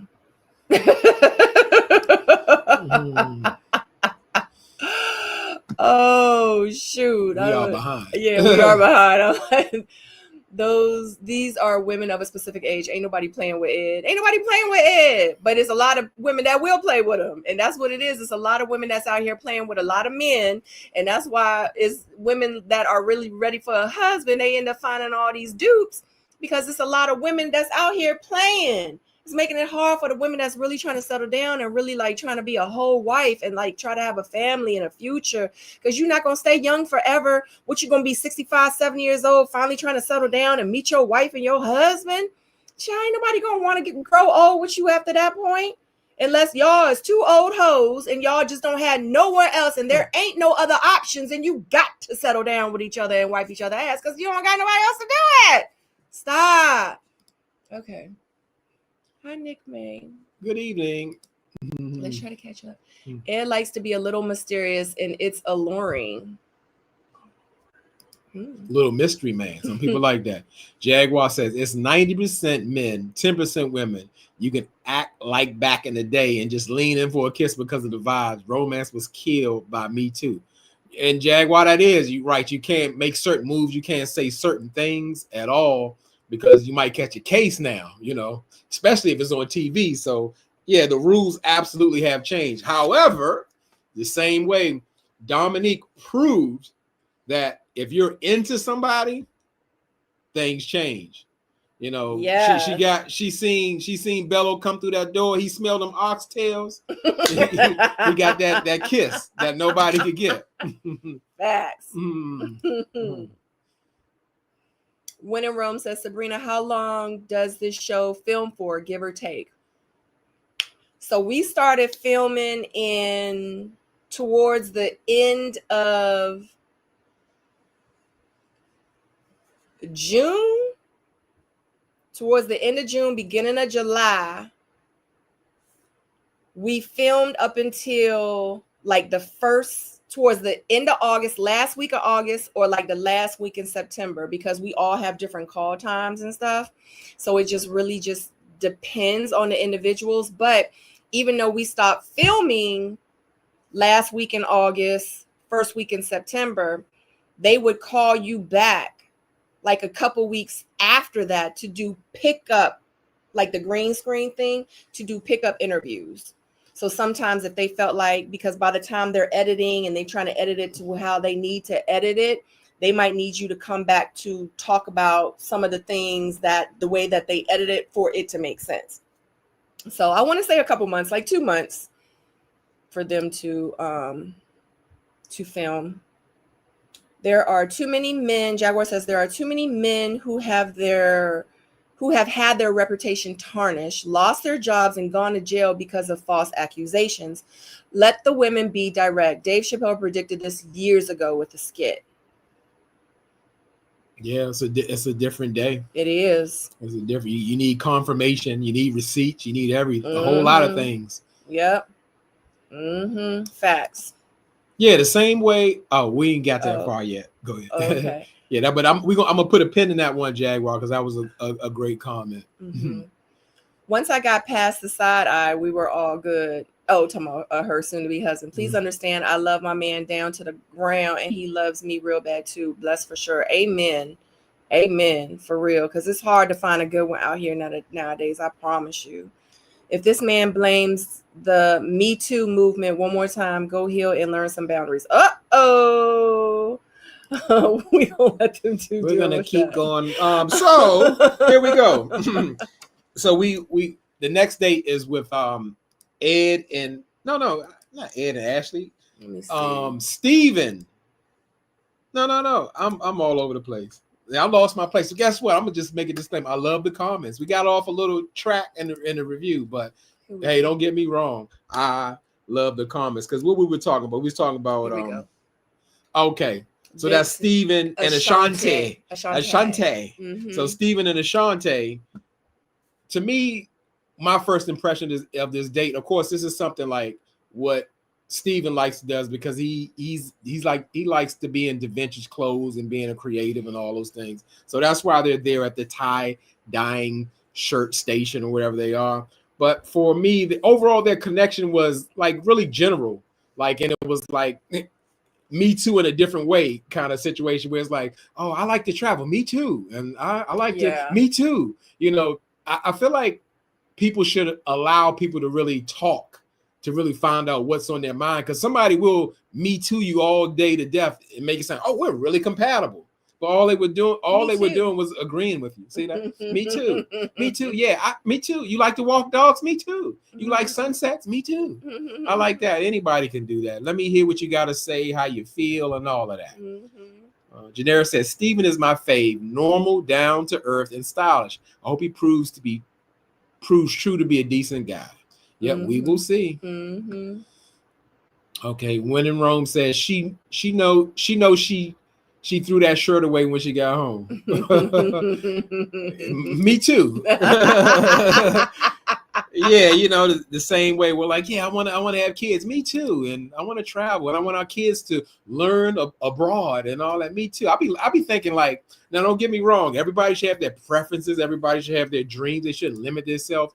But what I kind of got from it was Ashante, she just wants the world to teach her kids lessons. I don't know, are the kids going to school, or y'all traveling all day, all night, and all week? You know, I don't know. Maybe she just means she wants to expose them to different areas or something. I don't know. Yeah. This was a very calm date. I do like the fact that I feel like it's a connection growing, finally, you know what I mean? So I do appreciate that. You know, I like the fact that he was like, shoot, now I can finally ask you for your phone number. I thought that was real gentleman-like. I thought that was really, really cool, you know? So, but I do like this little thing blossoming, and I'm interested in seeing exactly where it's going to go. You know, we'll see. But I do feel like I like seeing her better with him than I like her better with Cardi, if that makes sense. Yeah, I like seeing them two together. Okay, Steven for Ashante. Yep. Yep, absolutely. Was it Cardi and her? I don't know. Was it? Yeah. She was liking. She was feeling Cardi. So was Lauren. So I guess. Yes. But I think also Ashley is feeling Cardi. Yes, I think it's a whole. Yeah, Cardi's got all the women on the low. Yep. Who knew? Everybody was talking about him and his hair on the low. Yeah, cause see, they had that date together. When they she was like, that poor baby couldn't cut carrots. Oh shoot! I don't know why I do that. Yeah, so they did have that date together. Yeah, Cardi's the man. And she was feeling him, you know. So I don't know, but all right. So what's next? What's next is we're heading to the ladies' lounge, or AKA what? I'm sorry, babe. We didn't talk about the batting cage. We didn't. No. I don't think it's worth talking about. Oh, the cricket. Yeah, what we see? Devon playing cricket, tennis. With that's the one that with homegirl. Yeah. Like Janera said, it was boring. It was so skippable. Nicole and Devon. It was. Yeah, because you're gonna get me to saying how he be passing the balls and stuff the way he be doing. So yeah, I don't. Yeah. What he was doing? He was passing the balls. He was holding the machine like this, and it was popping out. So you made me do it. I didn't want to do it. I can't. It was like Janera said, it was boring, but Jaguar said sharp. Yeah, every time. Listen, Jaguar. When he kept doing it after the third time, Tommy should have came in the kitchen like, come with me. You done. You done. You're done. Oh, it's over. Yeah. Sharp. Yeah. Come on now. Yeah. Boring TV, but cute date. Yeah. I don't know. It's something about Devon. I feel like in real life, and I hate to say this, but you know, I keep it real. I keep it 100, but you know, and I do try to be very respectful, and just I do be trying to be nice, but I feel like in real life, if it wasn't for the whole situation with the people being at the bottom, in the beginning, and because he was clearly on the bottom, you know what I mean? It was just to the point where people started giving let's just say some of the other guys too, but even Devon, like started giving Devon like interest. Like even Dominique was entertaining him. At first, Dominique wasn't even looking Devon way. That's because she was in the elimination group. Exactly. So she had to climb her way out of there. Right. Like in real life, like I don't know Devon. I just know, and I'm going by what I see on television, but I can honestly, truly in my heart say that if it wasn't because of the limited amount of, I guess, decent men this season, because the women, I feel like the women, they did great with the women this season, but I just feel like with the men, it was like, oh damn, it can never be like balanced. And I just feel like they don't really got nobody else. They ain't had nobody else. They can't just eliminate 3 and 4 people at one time. I feel like honestly, if it wasn't for who they had on the show, I don't feel like Devon would have lasted this long.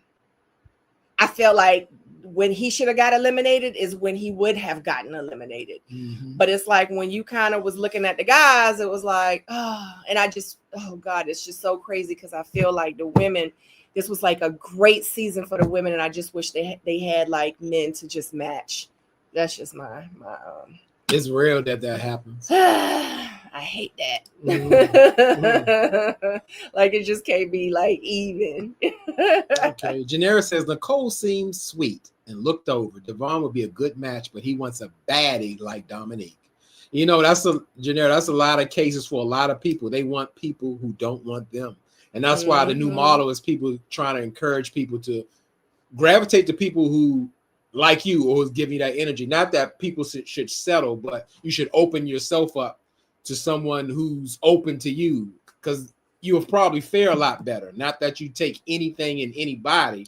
It's just the fact that a lot of people are cool on you. They'll never have to, they'll use you, mistreat you or whatever, as long as you come into their space, but they're not giving anything back. So I get that. Yeah. Mm-hmm. Devon ain't never had this quality of pickings. Yep, this is new. Yeah. Even from the first episode when they like had that meet and greet, it just seemed like his conversation, like he didn't know what to talk about. I don't even think he did much talking. I mean, it just, I don't know. He just, Devon is a player. He went to kiss Dominique and he got shut down. Yeah, and then when he did that, like I don't know. Maybe he don't really get outside that much. I don't know. But I think the first interaction with him, it just didn't sit well with me. I was like, he need to go. Just like with Sharp, that guy, he need to go too. Both of them need to go together. They need to go together. For real. Jason Blood says, yep, I think them girls are using him to stay around. Yeah, you know, the people are placeholders. Absolutely. So they can get what they want to. Absolutely. Yep. Absolutely. Quality. The women are cute, but it's nothing spectacular. When in Rome. I guess that's just a matter of opinion. To me, the women this season seemed like more down to earth, likable, right, open. And that works in this kind of thing, right, because it seems difficult because like my opinion, just speaking about one in particular, Dominique showed up totally different until she got put into the bottom mixer. Then she like opened up and everybody had a chance. That's why Devon thought he could kiss her, because she rubbing on his lip and taking stuff off. Yeah, so, that is true too. So it's like she kind of opened up the door to make him feel comfortable enough to, because that's right, because he even said, oh, I thought like you wanted me to kiss you or something like that. He said to that effect. Yep. Absolutely. I like Devon. He's just a particular type of guy. Yeah, he is very particular, and I like him too. I just don't think that this show was for him. Yeah, I don't think this show is for him. Jay said, nah, Devon won Christina. Apparently so. I don't want to go too deep, but yeah, he's making donations, so he wants something. He wants something. Listen, look, I forgot about that. Me too. He wants something. Absolutely. He playing her game. They need to play together, and she need to stop trying to be in Bello face. That don't want her, obviously. Janera says, I don't disagree at When in Rome, but they are beautiful, educated, and seemingly calm.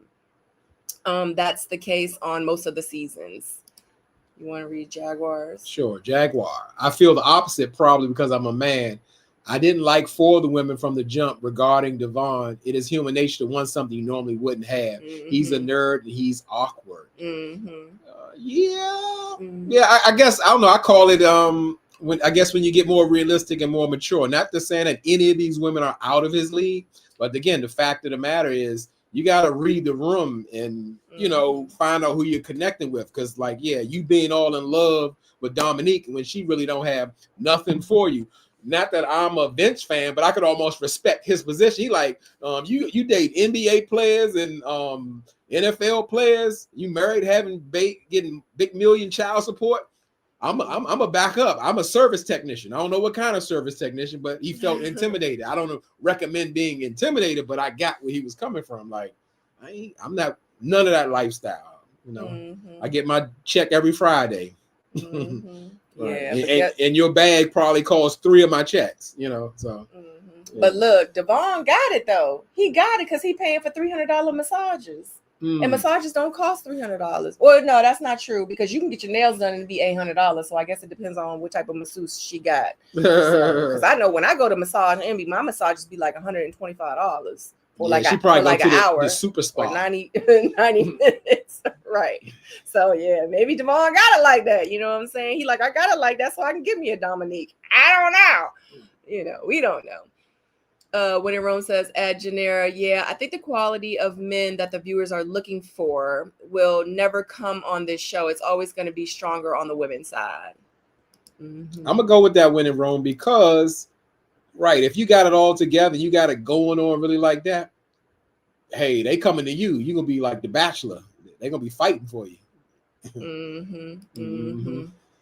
Yeah. Blondie says, I really thought Devon and Shannon had a nice date on a previous episode. I don't remember their date. I'll be trying to remember their names. I don't remember. Lady J says, I want to know more about who Darius is underneath the chinchilla. Well, what we already know, Lady J, is that Darius has 4 children. He's a sharpshooter. I think one of the women should have asked, how old are your children? He could be like 20, 19, 18, and 17. I think that they said, I had seen somewhere that his children are older. Yeah, I'm about to say, because he might not really have little children, how people thinking is like he could have got it over early because he's a sharpshooter. He started young. Who knows? We don't know much. When in Rome, I love that Devon is going after Dom. It's delusional, cute, and funny. The nerd going after the popular girl. Yeah, I agree with When in Rome. It's entertaining. But sometimes those dudes get the girl because they be so consistent. Like you just never know. Let me tell you something. He might pop out and give her $600 for a massage and $400 to get her nails done. Like that's, if she likes that type, if she's in that type of lifestyle, because she's already kind of doing it, or she's kind of getting that now. If he can do that for her, I don't know. She might like it. Yeah, Dominique don't want no massages. She want the long money with Bello. I can do less than 90-minute massages. Jason says, I think it's hard to get the guy that the majority of women want because he already has a ton of options. Yeah, usually the guy who has all the women, they love to drag them all the way to the end. As long as he gets to the end. Yeah. Tina says, I like Steven and Ashanti and are open to and a good connection. Okay. Janera says that lady wasn't getting no massage. $300, 3 guys. She was going to pay some bills. She made herself look desperate in the process. Yes, that mask came off. She's chasing that money. I ain't saying she a gold digger, but When in Rome says massages have gotten so expensive. I'm finna start going to the agents for $50. Child, you might not want the kind of massages that they be giving.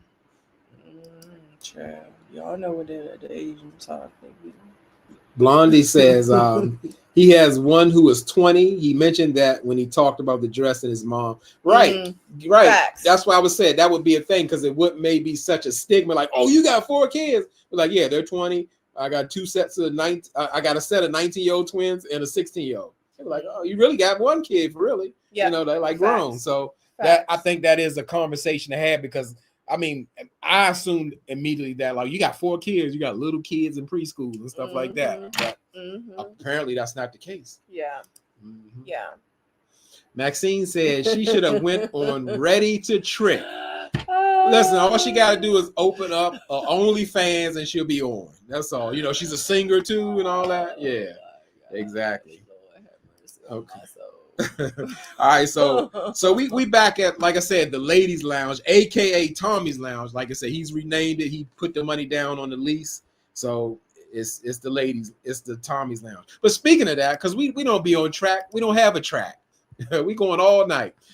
Here's the thing. I would really like to see, because they listen to some of the viewers, I would really like to see a woman being in the ladies' lounge and giving advice. Because, you know, Tommy there to do the punchlines and stuff like that. He ain't really there to, you know, he really there to hear the gossip and all that kind of stuff. He ain't giving nothing that's helpful. But, okay, it's still Tommy's lounge on this season. Maybe they'll give us one next year. But pretty much all the ladies say that they really enjoyed their dates. You know, like, everybody had a great time. Nobody's like, I'm just not feeling that man. You know, everybody's liking the same guy. Cardi's got a lot of women on his line. He's got Lauren. He's got Ashanti. He's got, who else he got? He got somebody. He got all of them.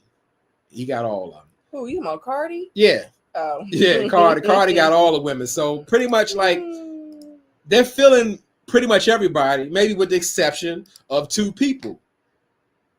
No surprise, Vince is at the top of the list.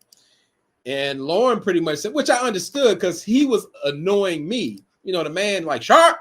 You know, that was so bad. Like he wanted to repulse her because it was just so ridiculous. Like it was, I don't know. Like I said, maybe he don't like Lauren.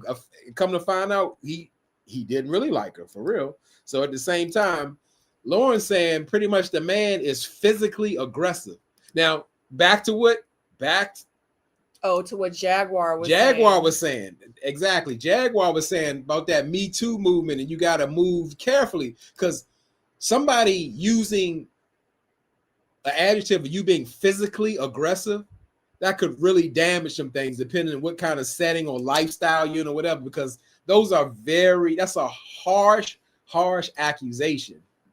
Yeah, that's harsh because physical mean you putting hands on somebody. You putting, and not hands like this, but not hands like this, you know, not like that. So that's very important that she watched the way she used her words. Maybe let's give her the benefit of the doubt. Maybe she meant like he's so unaware of his spacing or whatever. He's all up in a space and she don't want that. But physical aggressive means he's putting hands on her. I didn't see him put hands on her. Maybe he did, maybe he didn't. But the fact of the matter is all that sharp and all that coming off, that was bad. And everybody's getting the same kind of feeling from Vince because it even comes out. It doesn't say how.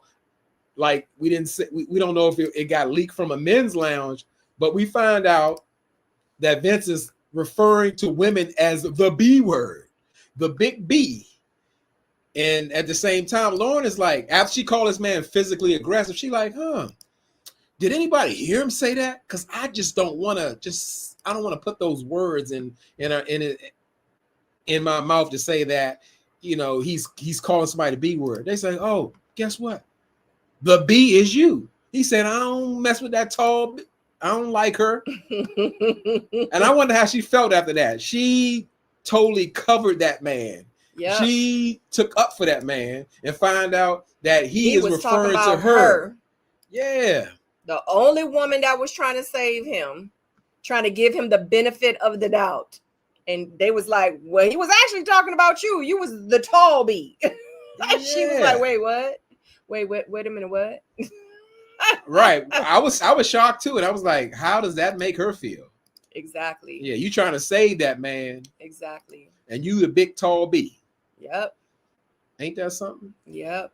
Ain't that something? So, you know, Vince is really not that guy because people, like Ashanti said, she felt that he was combative. Like at the same time, what was it? I believe it was me and Marriott was talking about it. I might be wrong because there's so many comments.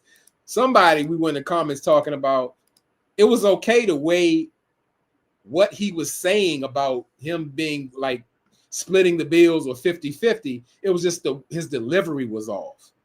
And that was combative, and especially how he tried to explain it to Ashanti. Like, you understand it now, and now you understand. And, you know, yeah, it came off-putting. So I get why Vince is on the chopping block. Mm-hmm. Jason said, I agree. Tommy can be one-sided like a MF. Like a mug. Yeah.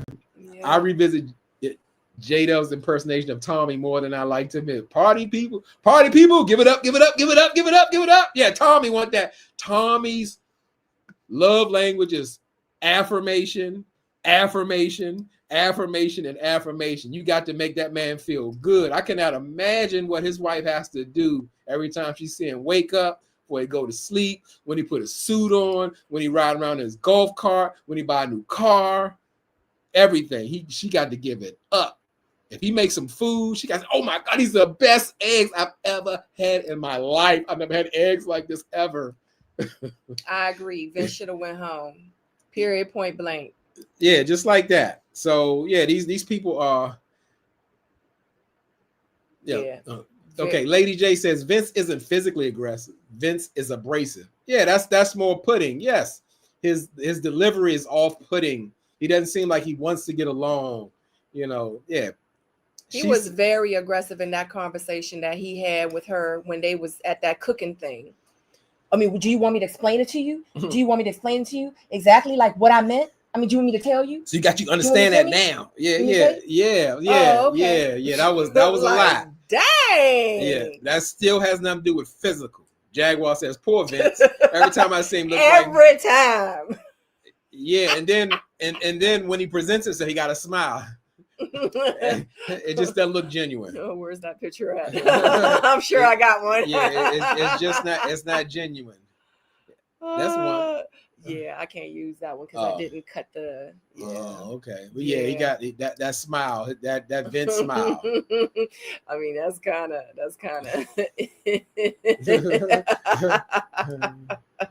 The new buckwheat.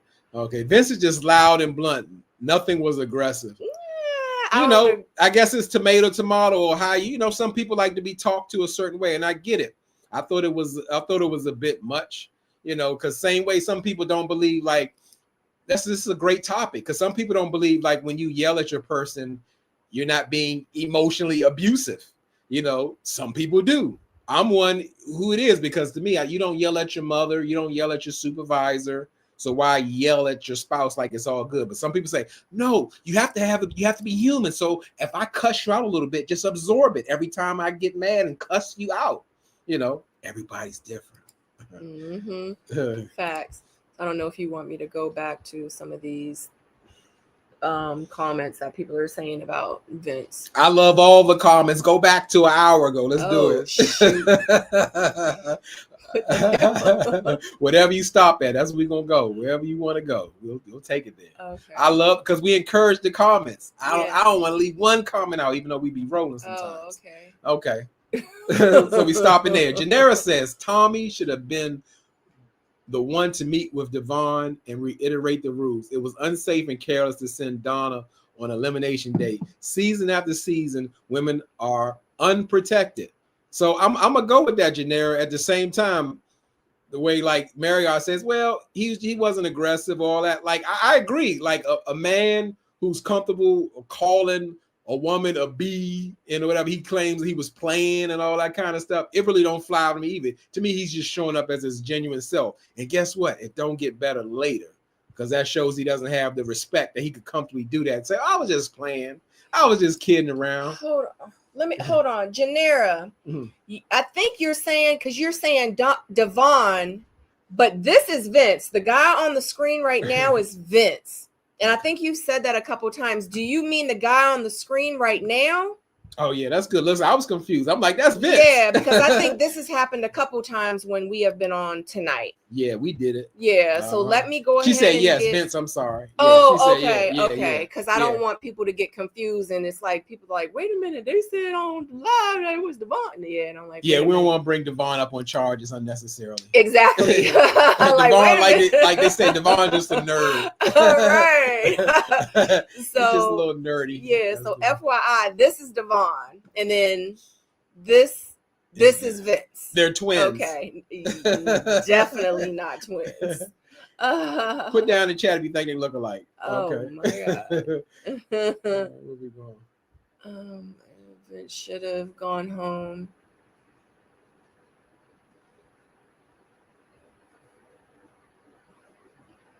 Lady J says, out of Xavier and Vince should have gone. Xavier? I thought his name was that no, Xavier? We didn't got to that part. Xavier's the other guy on the bottom. That's right. He's on the bottom. Yep. Vince, I absolutely felt like Vince should have went home. Like, I knew as soon as they were in the lounge. Let me get him off my screen. As soon as he was in the they were in the lounge and I had found out that he was calling the lady bees and stuff. What is the first thing I said to you? Why they kept him? For entertainment purposes? For entertainment purposes. Because as soon as they was like, yeah, he was B, and then Tommy was like, yeah, the next time he calls somebody B, I need to know. Y'all need to let me know. I was like, yeah, no, they ain't gonna let no, because he about to be eliminated. When they kept him, I could not believe it. I said they keeping him for entertainment. Period. Point blank. It's no, he disrespectful. And then Shannon had the audacity to entertain it. Now, of course, she got to do her job because she's not the one that picked him to be on the bottom, and she's not the one to pick him to stay. Production did. Who is Shannon? Shannon is the one that sat with him. Let me get the picture. She's the one that sat with him and said, "You're still ready to love." That was Donna. That's what I meant. That was Donna. Dang, nabbit. Yeah, so I get what Janera's saying. Like Tommy should have had a one-on-one with him. Guess what? Tommy could even say, like, the ladies still decide that you're ready to love, or AKA Productions decides that you're still ready to love, but you can't be referring to none of these ladies out of their name. Period, point blank, or you won't have a place here, son. Mm-hmm. That's what he should have did. Because yes, Tommy isn't protecting. Because crazy enough, I get that they're supposed to allow this process to happen and go down. However, the show still has a responsibility to make this a safe space to date and all that kind of stuff. But this ain't the first incident or whatever, you know. So Lovely Shay, ironically, I just answered that before I even saw your question. So yeah, absolutely, I think production had a hand keeping him, because I bet you if you go and ask how many women is it, let's just say it's 6 women left, 3, 4, 5, 6, 7. Let's say it's 7 women left. I'm sure 5 out of the 7 women was like, yeah, he need to go. So yeah, he would have been gone in real life. Like, why would you want to keep a man around like that? And then the audacity that he had to sit there and hold on. And then he had the audacity to sit there and act like, like, oh, I ain't mean it. Oh, I was talking to the fella. You know what I'm saying? I was just saying the word. You know what I'm saying? I wasn't calling nobody in specific the word. I was just saying it just in general. Yeah, make it make sense. Like, who you talking to? Like, we was born at night, but we wasn't born last night. Like, you think I'm stupid? Like, and then if you was just saying the word, what in what sentence could you have said to the dudes and use that word to where it makes sense, to where you wasn't specifically talking about a person? Well, saying it, I guess, in a negative way, he could say that's a bad tall bee. I try to. Well, guess what? And that's true. And let's say, for instance, that was the case. Ladies, do we really want a man that says that, even if it's in a positive way? Do we really want a man that talk like that? I'll wait. When in Rome does, she likes the aggression. When in Rome is crazy. And she know I think she crazy. Everybody loves differently. Like, what in the world? Like, I kind of want to go down here to the comments now. Heck no. I know, but I wanted the people to answer, and I wanted to know what they were saying. Lady J says, Vix couldn't fix me a glass of water, let alone take me on a date. Honey, he might have spit in it.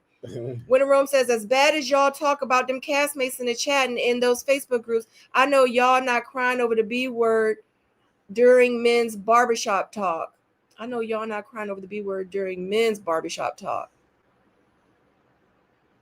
Are y'all you talking about the women or the men, Winter Rome? Yeah, she's talking to the women. Or about people generally feeling not liking that they call the B word. Oh, like the beauty shop, not barbershop. Because when Rome saying Vince was talking about amongst the men, so it was really like men talking.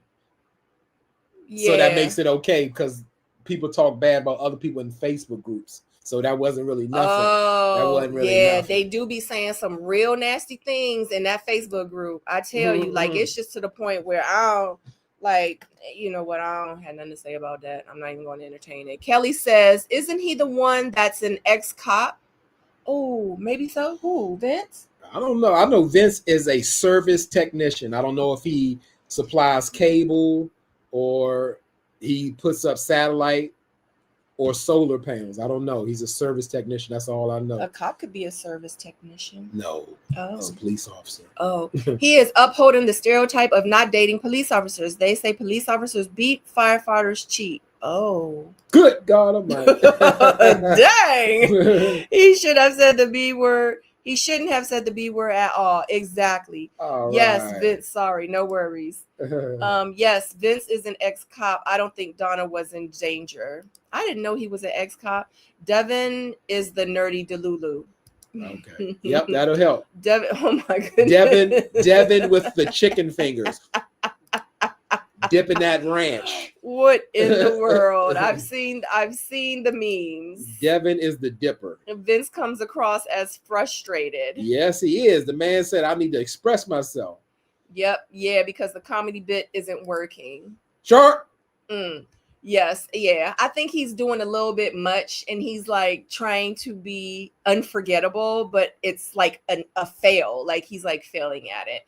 Yes, Vince gives unhinged and frustrated, tries to come across a goofball, but he is mean-spirited, disrespectful, and lonely. I like that assessment. You want to speak on it with the Haitian influence? No, I'm just saying that's it. Yep. Ready to Love needs to stop keeping people for entertainment. Yeah, they have me thinking they really trying to find people love, and I'm starting not to believe that anymore. Yeah, I stopped. I'm telling you. It's all entertainment for me. Like, I don't watch Ready to Love thinking, oh my God, I hope that we can finally see some love connections, some real love connections. Oh my God, how great would it be to see the love connection? No, this is drama. I want drama. I want Vince. I want all this. I want you to pay $300 for my massage and I'm going to ask 8 of the 9 men. Okay, and I'm going to see what's going to happen. I want to see all that because they are not ready to love. No, this is TV. I want to see all of it. Give it to me. Yes, it was Donna. D Brown. Hey, D Brown. I didn't get a notification. Oh no.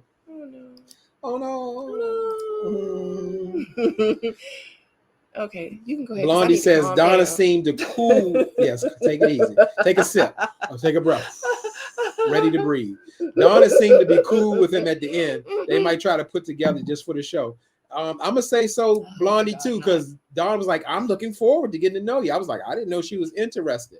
What in the hell? I could not believe she said that. Yeah, because what do you think he's going to call you, Don? I don't like that B with the one dyed sideburn. You know, he ain't even feeling her. But listen, you would think when Donna said that, it was time for the men to eliminate them. But so maybe Donna trying to stay in the game too, because she'd be on the bottom. Listen, look, he could have called him a B. He could have. I don't know. I feel like he could have done anything that was just horrible and negative. And Donna would have been like, well, I'm so glad that you're still here and that you didn't get eliminated because I would still love to get to know you. Because this is technically like our first date. And oh my God, it was just like so horrible. Hopefully we can have many, many, more amazing dates moving forward. It's okay. Like you didn't call me the B word, so we're good. Sorry. So Jason says, honestly. You didn't. What am I supposed to do? I'm stop working. What? Did this dude just say he was working? Oh my god, you just kind of like blew me off a little, hurt my feelings. No, I'm focused on the chat and the numbers. We had just hit 100 and it dropped and all that kind of stuff. I don't know. I'm not thinking about it. Okay. So Jason says, honestly, I think the girls were offended by Vince, but they were looking for a reason to get rid of Xavier. Xavier was gone before they had to meet with Tommy. I'm gonna say that I think they're not saying what they really meant. Like, I don't think they were attracted to Xavier. They've been trying to get rid of him, and this was the time. This was the time. Yep, I would have kept Xavier before I would have let Vince Right, go. you could work with Xavier. Xavier at the end was saying like, "Yeah, I'm willing to make some changes," but it's like you're not going to get to make those changes. Shoot my pictures. You're gone. Exactly. You're out of here. She's like, you know, you're late to the boat. I mean, was that what does what something like that? Yeah. You late to the party. She's like, you late to the. I said to the boat. You late to the party. He moving slow in slow mo. Yep. Yeah, like the plane has taken off. You missed your flight. Mm-hmm. Like what happened? Last call. This last call. It's a wrap. Like what are you talking about? Mm-hmm. Yeah, he thought he had it. We didn't even get to that. But okay. You missed it. We didn't get to one. Oh, what happened? Go to Lady J above. Oh. I didn't get to read that. Oh shoot. Okay, Lady J says, if you don't want your daughters, your sisters, your mothers, etc., to be referred to in that manner, then don't speak like that. Period. Yeah, Vince really tried at the end. Was like, the first thing I do, I think about my daughters, and I wouldn't want my daughter to be. Yeah, I'm always thinking about my daughter. No, you're not. If you call him. Absolutely. Yeah, He knew that would blow over well if he used that as an excuse by bringing his daughter into it. So he used his daughter. So if that means that if you're using your daughter to try to blow over this situation that you knew that was really serious, obviously because it got you in the bottom, then it makes me feel like, what else would you say moving forward? Yes. What else and who else would you use moving forward? Mm-hmm. To try to cover up your not being such a nice person and saying such nice things. Agreed. Agreed. Let's see. Tina King says, I thought Vince put him in the bottom and he needed to set him home. He needed to send him home. I don't get it. Yeah, Tina, this is the case we'll be having a discussion like really production is in charge of sending people home and who gets to stay. Women all day be like, yeah, I want them gone. I want them gone. At the end, I don't believe that is their decision in the end. And we have a contestant who may have some insight. You can remove the picture. Oh, I'm let you go. I was just trying to go to the comments because it was sitting. Yeah, that's what we're gonna go. Okay, what was the contestant needs to say? Oh, about production makes some of the decisions of who stays and who goes, not just because the women votes them all. What are you talking about? Production makes all that decision 100%. All of, not even Tommy. We don't. No, that's not true. And I'm not even going to say it's allowed, but that's not true. So let me tell you. So, and I hope y'all watched the last live, because the last live I kind of explained exactly like what happens in that situation. But I will tell you that this is what happens too. Some situations it might be where, because it happened on our season, I can't remember exactly who it was, but they were like, such and such is up for elimination. Now, this is the thing. It's up to you to go on the date with that person. So, Sabrina, guess what? Jay is on the chopping block. So, you're going to go meet Jay. But guess what? You're going to sit down with Jay. You're going to talk to Jay. You're going to have a conversation with Jay. And you're going to decide if you want Jay to stay or be eliminated. Oh, so I didn't know that. Yes, I forgot whose date was that. I did not know that. I forgot whose date it was on my season, but the person sat down with the person and was like, yeah, the conversation seemed like it was really going good. It was smooth. And then you could kind of tell like it was a little, like something was there. Then all of a sudden it kind of got a little heated. And then he said something and she said something. And then towards the end, guess what? Well, guess what? You're not ready to love then. You're just not ready to love. So she decided that he wasn't, because it was the women's turn to eliminate. So during that conversation, and because production tells you just in certain specific situations. It's up to you. If you want him to stay, then you say, you know what, then you're still ready to love. And that person could have stayed on the show. I can't remember who it is. So sometimes that does happen. If it doesn't happen like that, though, guys, yes, production picks who is going to be eliminated. That makes sense, because I don't know why I'm still looking at Vince. Production definitely kept Vince. Shannon, what's her name? Shannon? Donna. Donna was not the reason why he's still there. Trust me. Also blame Christina for allowing. I thought he needs to get sent home. I don't get it. I thought Vince put him in the bottom. It may be strategic move from the mathematician. That makes sense, because Donna knows her numbers.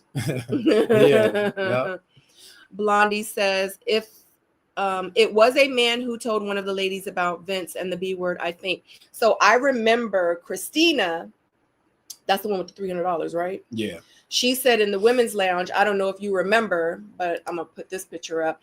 Remember, she was like, you know how sometimes you be doing pillow talk? So that's how it started. So she pretty much was saying that she was on the phone, and he did say it in the men's lounge. She was on the phone with one of the other men, and the men told her. So that's what I got from what she was trying to say. Because she was like, you know how you be pillow talking? Well, anyway, it came out saying that, you know, yes, Vince is an ex-cop. Sharp. And the other ladies chimed in as if it was spread as tea. Lauren should have been told before the ladies' lounge. It was no girl code. Usually it never is. Yeah, they ain't friends. No, usually it's not. A lot of times it's like a show, because a lot of times, a lot of the people, they be trying to make it to the end, y'all. They be trying to make it to the end. And it's the process of elimination. So if this person, Sabrina, let's just say, looks like, you know what, she looked like she might make it to the end with this person or that person. You know what? If that's the case, if she's going to pick a spot, and then if Jennifer going to be a spot to make it to the end, and if Kelly going to make it to the spot to be, there's probably going to be 4 people that's going to make it to the end, then guess what? We need to try to eliminate 1, 2, 3, or 4 of the 4. Because we need to be in place. We need to position ourselves in place. So guess what? We're going to strategically place things and put things in play to try to get these people eliminated. So a lot of times they're not going to give you the heads up. They're not going to tell you. It ain't no girl code unless it's alliances that have been made within the show. Hey, you know, I've been saying this for years. I'm not going to keep talking about it, but you know, it's alliances that are made. And if 2 or 3 girls get together, they end up getting some dudes to get together because they're going to be the ones to make it to the end. But yeah, and very rarely do the other girls or guys find out that it is alliances, and then it does go through. But a lot of times, you know, it'd be a lot of stuff behind the scenes that be happening in group chats and all this stuff. Like, it's crazy. It's crazy. Robin Nelson says, yes, I've heard that about law enforcement and firefighters. Sharp. Jason says, oh no, I watched this show for entertainment, especially after last season. Cisco, with no home, job, or car, stayed until the end. Good honey, until the end. And he was an actor for the Mushroom Coffee. He's an actor. He played on a couple of movies and everything. Wow. Yeah, Cisco is absolutely an actor. Period. Point blank. I hate to say it, but shoot, Dominique, she was on Love and Hip Hop. No. Basketball Wives. Yeah, she is also played in a couple of movies. I think she played in 1 or 2 movies. Don't quote me, but she has played in a movie, I know for a fact, and it was on Tubi. So it's a lot of people that are actresses and actors, and guess what? People be calling them plants or whatever, but I also think that it's entertainment purposes. You know, people are saying I wouldn't have kept them on for ratings, but guess what? If you're the own network, if you're the producer, if you're the executive producer, guess what? If this was your show, let's keep it 100. If this was your show and you get paid, you get money in your pocket by ratings, what you gonna do? Like, let's keep it real. Let's keep it 100. Let's talk real shit. You're gonna keep the entertaining people on TV. You don't want the boring people on TV because no one's going to tune in.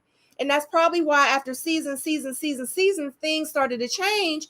They started to pick people that probably were going to fail. Like, it's so many people I feel like that they add on the TV screen. This don't have nothing to do with it. For example, Love is Blind. What's the dude name that was with KB? Edmund. Love is Blind. Dude named Edmund. Like you could kind of tell he was, a little on the spectrum or whatever. But in real life, I feel like, and it like kind of made me look at it, and then it made me like ding ding ding. In reality TV, in real life, he probably was good TV, and that's why they picked him to be on the show. Did they think that he was actually gonna leave with somebody and get married and be with them and all that? And they probably didn't even think he was gonna make it to the end, but he did. So it is what it is. That's just my thoughts on it. Let's go back. Oh, sorry, I'm sorry. Okay, Haitian Princess Empress. I said, I'm getting sleepy.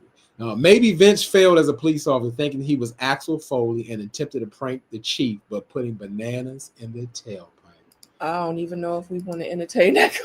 That's a famous scene from Eddie Murphy movie. Oh, okay. And it's like he put a banana in the tailpipe. It's a famous scene. It was before your time. Oh. Before your time. That was before your time. Banana in the tailpipe. Oh, okay. Okay. Jaguar says someone floated a theory that Dawn is on the show not to actually date, but because she's building a dating app and is gathering data. She might something to think about. I'm waiting to get on Christina's Strike 4.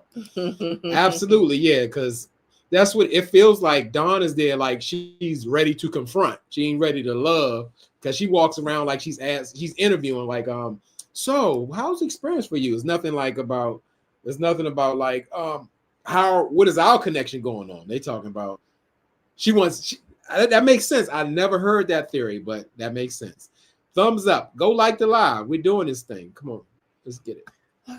Make sure y'all hit that thumbs up if you are entertaining yourself. It is 98 people in here, and as long as we can get 95 likes, we will be happy. Yes. Thank you guys for the support. Laughing my butt off. She was making a joke about the dating app. Tommy saves the Kappas. Yup. That's what I heard. I forgot that, but let me stop, because this is what I was distracted before. I don't even know what happened in the scene when you felt let down or whatever happened there. Someone let me down? Yeah, I felt like it. Dang, we missed it now. I missed it too. Keep going. It'll come back. Come back. Maybe if I put a thing onto the screen. Usually when that happens, that gets the attention. Were you two there? LOL. I think she said either Donna is a really bad dater, or she's building an app. I don't know. I think it's a couple of people in the chat like having a conversation with each other. Okay. Yeah. Yeah, a lot of people having behind the scenes info. I don't know where they be getting it from. Yeah, I didn't know she was making a dating app. Yeah. When in Rome, were you there too? I think she said either Donna is a really bad dater, or she's building. He just added when in Rome. Oh, okay. Probably okay. Maryton, yeah. Hold on. They have conversations in the chat. It seems like that's how it goes, Sabrina, because last season Cam was given the choice to keep Rose or let her go. Yep. Because they do it. I think it does happen like once in every season. I can't remember her name. Jaguar, actually, yes, I love watching Auntie. Donna is bad at dating too. That was Strike 4 for Christina. Get her out of here. She's out of here. Deborah on Married 10 Years channel. Do the lounges take long to film? It can, because sometimes they have to do double takes. Like, if you're sitting there and guess what? If we're all talking and Tommy's asking questions, then sometimes you might have to cut because Tommy might mess up. So it could be a situation where Tommy is, saying, like in the women's land, we're blah, blah, blah, blah, blah. He be like, oh, run it again. You know what I mean? And they have to do it again because he messes up, or, whatever the case may be. It might be a situation where a girl's walking into the lounge and she might trip, and like that for my season, as a matter of fact, Sydney, when she came into the pool scene where they were bringing in Sean and Sydney, the two curveballs, when Sydney first came in, she tripped and she almost fell down, and they were like, oh my God. And she almost really hurt herself, but they had to cut and they had to do her walk through again. So every scene, it just depends on how it flows, honestly. Oh, Daggett was there again almost. Yeah. Maybe, I don't know the name. I watch so many channels. I don't remember everybody. Yes, it's married 10 years. Oh Lord, Edmund. My goodness, Jason. That was a great last season was a great season. Producers were trash to put Edmund on that show. Hey Shonda. Lady J says, I love the both of y'all. Y'all give us so much good conversation. Listen, we feeding off of y'all. Like I said, we so off track. If there's such thing as a track, we just feeding off. That's what I love. We love the comments because we get to interact and we get to hear what y'all think, and it just brings up a good conversation. You know what I'm saying? Yep. That man went through a divorce though. Maybe he's talking about Edmund. I don't know. But Edmund, that wasn't Married at First Sight. It was Love is Blind. So KB didn't choose Edmund. Remember? So maybe it's something else. Yeah. He didn't get married. Yeah. Sabrina, I don't think she's actually creating a dating app. Married 10 Years said, on her channel that she thinks she might be there collecting data for an app. That must be that's a joke, what y'all were talking about. Because that's how she sits down and she's just collecting data. So how's the process for you? She doesn't say, what do you think our connection is? How are we getting along? She never says that. Like she's taking notes. So let me stop real quick for it's time to celebrate and acknowledge. We got 100 people in the chat, and that's great. We respect that and thank y'all for spending that time. Yeah, like we haven't had 100 viewers since we've been back on for the last few times. So we appreciate that. Yeah, and the algorithms probably won't even push the stuff out there because we've been like gone and we haven't really been showing up for you guys, so they're probably like, wait, y'all ain't gonna show up for them, then we're not gonna show up for you guys, and they don't push our videos. So if you could definitely please like it and subscribe to our channel to help push the algorithm through so our video gets shown more, so you guys will get notifications, because I know someone said that they didn't even get the notification. Hey, Miss Pretty Amazing. You missed the conversation when we were talking about LASIK. But you want to go ahead and so pretty much, I mean, even though I feel like we discussed it, I'm gonna run through it just a bit, because we didn't go with the date with Xavier and Dominique. Again, Xavier knows that he's pretty much on the chopping block, but he said, guess what? This is still a date night for me. I'm not worried about it at all. But Dominique really sits him down, but still throwing shade and shots. Like, what you order? Old fashioned? Oh, that's just like you. And she reaching for his pretzel and he smack her hand. He's like, yeah, you just like an old man, keep making them like old references, because that's the consensus of all the ladies. They're like, man, this man is old, he's slow.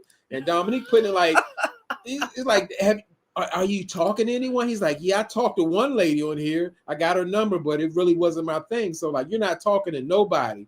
This is an accelerated speed dating show. You're not talking to any women off camera at all. What are you doing here? He said, well, you know what? I'm willing to improve, change my ways. Dominique said, well, you're not going to get that chance. Xavier, you're not ready to love. Just like that. Just like that. So yeah, I mean, it was time, it was overdue. I just feel like not only his style, but the ladies, I don't think they were feeling Xavier. They weren't attracted to him. I don't think that was happening. Who let the dogs out? But yeah, that's what it was based down to. That's what I think. He was late. He was a day late and $1 short. Because he sure enough was like, oh, okay, well, tomorrow, and I think I said this on the last live that we did. Oh, okay, well, tomorrow when I come back, you know what I'm saying? Like, I'll make sure I'm, start getting the women's phone numbers, and, I'm going to start showing up more. Like, I'm so glad that we on this date, and you giving me this information so I can do better. You know what I'm saying? Because at first, I am old fashioned. Like, I thought it was too soon. It was too early for me to ask the women for the phone numbers. I know it's been like 6 days and like 4 hours and 32 minutes and 12 seconds. But I felt like it was just, too soon for me to be asking the women for their phone number and stuff. But now that, you telling me, yeah, I'm definitely asking for them phone. You know what I'm saying? Yeah, we good. Thanks, Dom. I appreciate, you and this drink. You know what I'm saying? That was a crazy line. He said he thought it was too soon to ask the women for their phone numbers on a dating show that people are trying to find love in an accelerated process. Yep. I thought that was like, he was so out of touch. I was thinking, Xavier, have you ever watched this show? I don't think so. Mm. Yep. Jaguar says Xavier was a day late and $1 short. I get where he was coming from. He wanted to take things slow and steady like a boxer who wanted to kick into gear in R6 but ended up getting knocked out. Oh, in round 6 but ended up getting knocked out in round 4. That's how I read it too. I thought you were talking about the motorcycle. Yeah. I bet that 401k and Roth IRA looking good. Yeah, the man said he locked in, he working, he grinding. That's all he doing. I ain't changing nothing. Chase the money, don't chase the women. When Rose says, "Let me go slide and pop DMs and show Christina how to get a bag." Jaguar says, I think because he's so busy, he thought speed dating would be what would work, but you can't sign up for speed date and move at a pace of normal dating. That doesn't mesh well. That's right. It's like you showing up on a different show. You don't have time. I'm gonna take it slow. I'm gonna take care of this. I'm gonna do that. I'm gonna call you next week. Nah, you got to be on it. Yeah. And he says, once he said he had no time to date, it's like, why are you there? Bye-bye. Yes. Even though I feel like Donna is ready to send everybody home, she's actually right in that sense. You telling me you're not ready to change and you ain't ready to step up? What you doing there? You could do that off clock. But Blondie said it looked like he work out though. Okay, the man fit. He got time to go to the gym. I say he got to take care of himself. That's right. He chasing the money. He chasing the fitness, and the women should just come. Oh, I can't do it. Was it? Oh, there you go. There you go. This for Donna. I mean, this for Blondie. When Donna asked him, was he willing to change his approach now that he see? Oh, shoot. I'm sorry. When Donna asked him if he was willing to change his approach now that he sees how things are on Ready Love, he said no. I knew he was going home. Absolutely. Yeah. Coming. That's the theme of the show. Is like, you know, Tommy said, well, what you've been doing in the past hasn't been working. So you got to switch it up.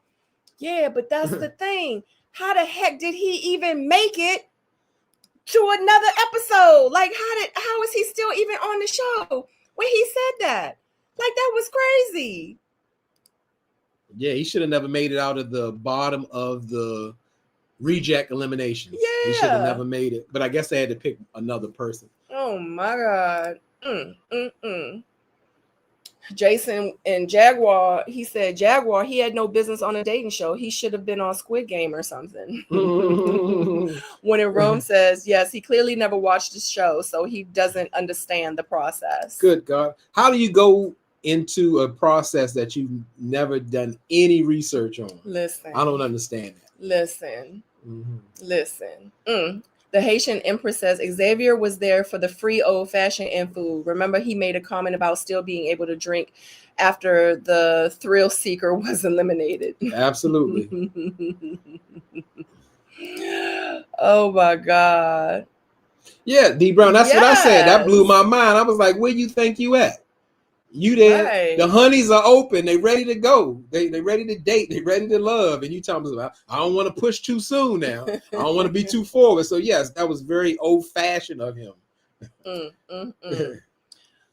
I live in Metro Detroit, but haven't watched the season yet. Oh my God! I am shocked. You live in Detroit and you not watching it? What up, though? Pretty amazing. You supposed to be leading us through this and being a tour guide on here. Oh my God.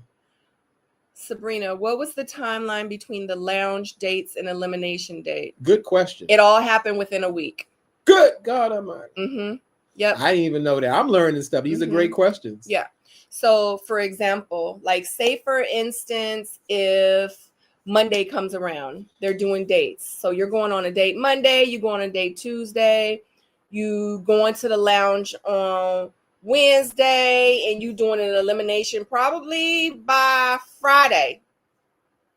Like it's fast, because I will also tell you this. There are a lot of dates that you guys don't get to see that they filmed.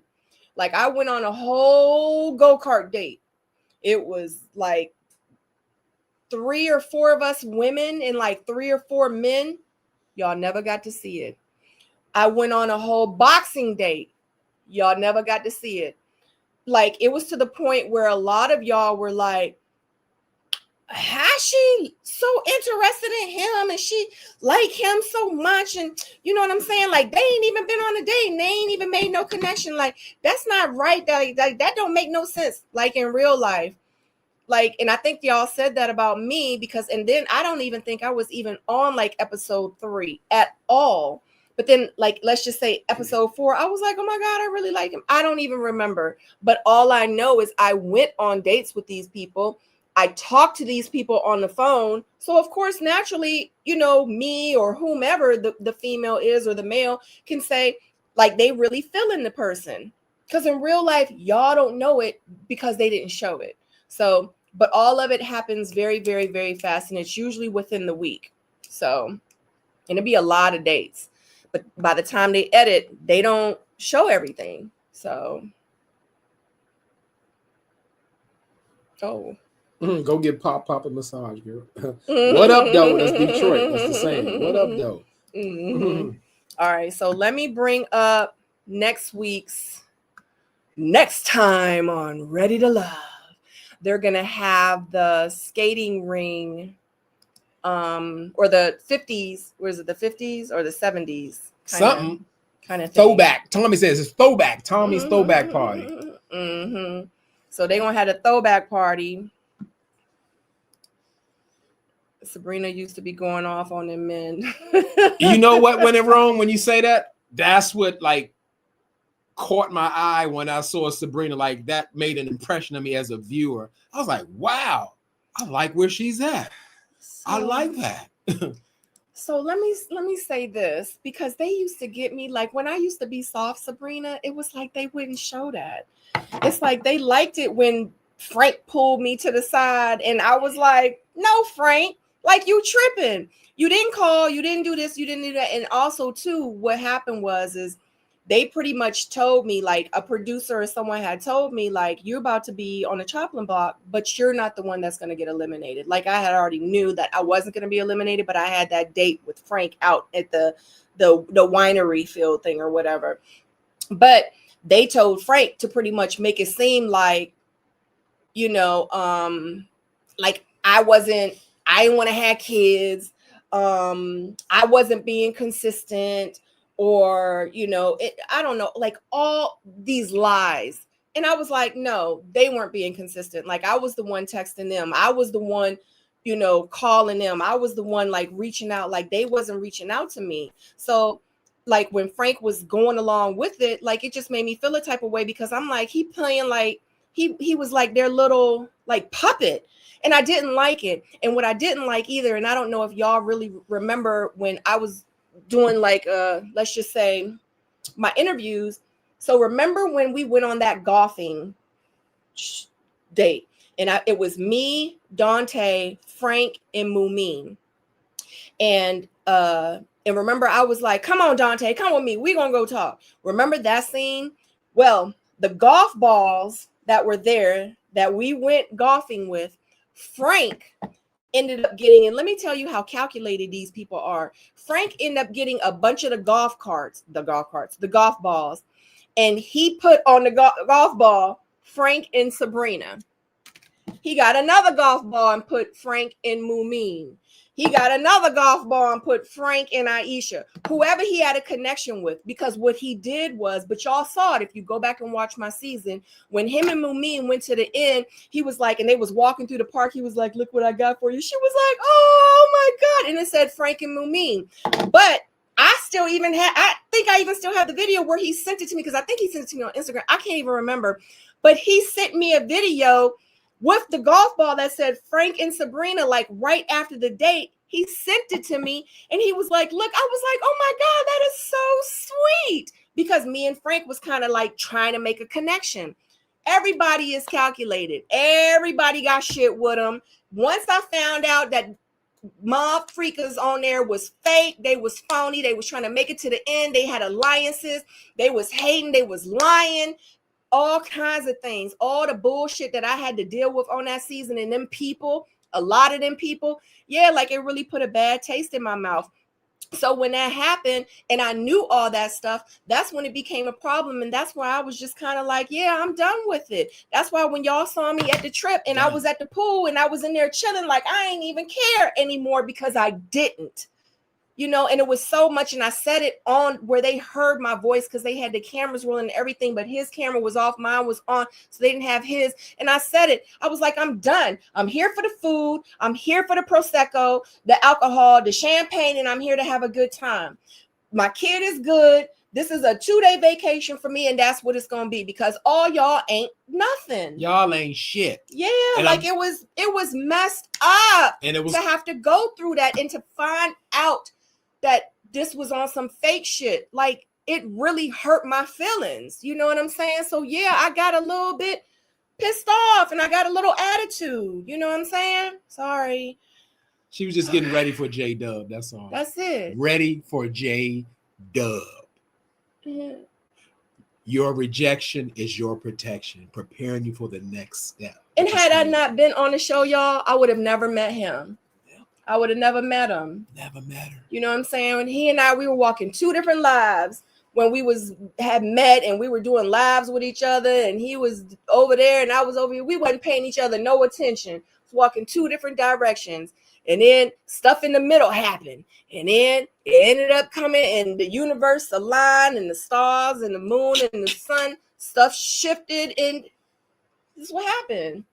Had I not slid into his comments when I first was on the show, as I did Really Be TVs, as I did Kojo's, as I did Shade in the Cities, as I did Jamie Alexander's, and golly, like so many people, and he happened to be one of them. And then I'm the number one comment. And because he has such a great personality, like my other sisters and brothers from my YouTube family, we started doing reviews together.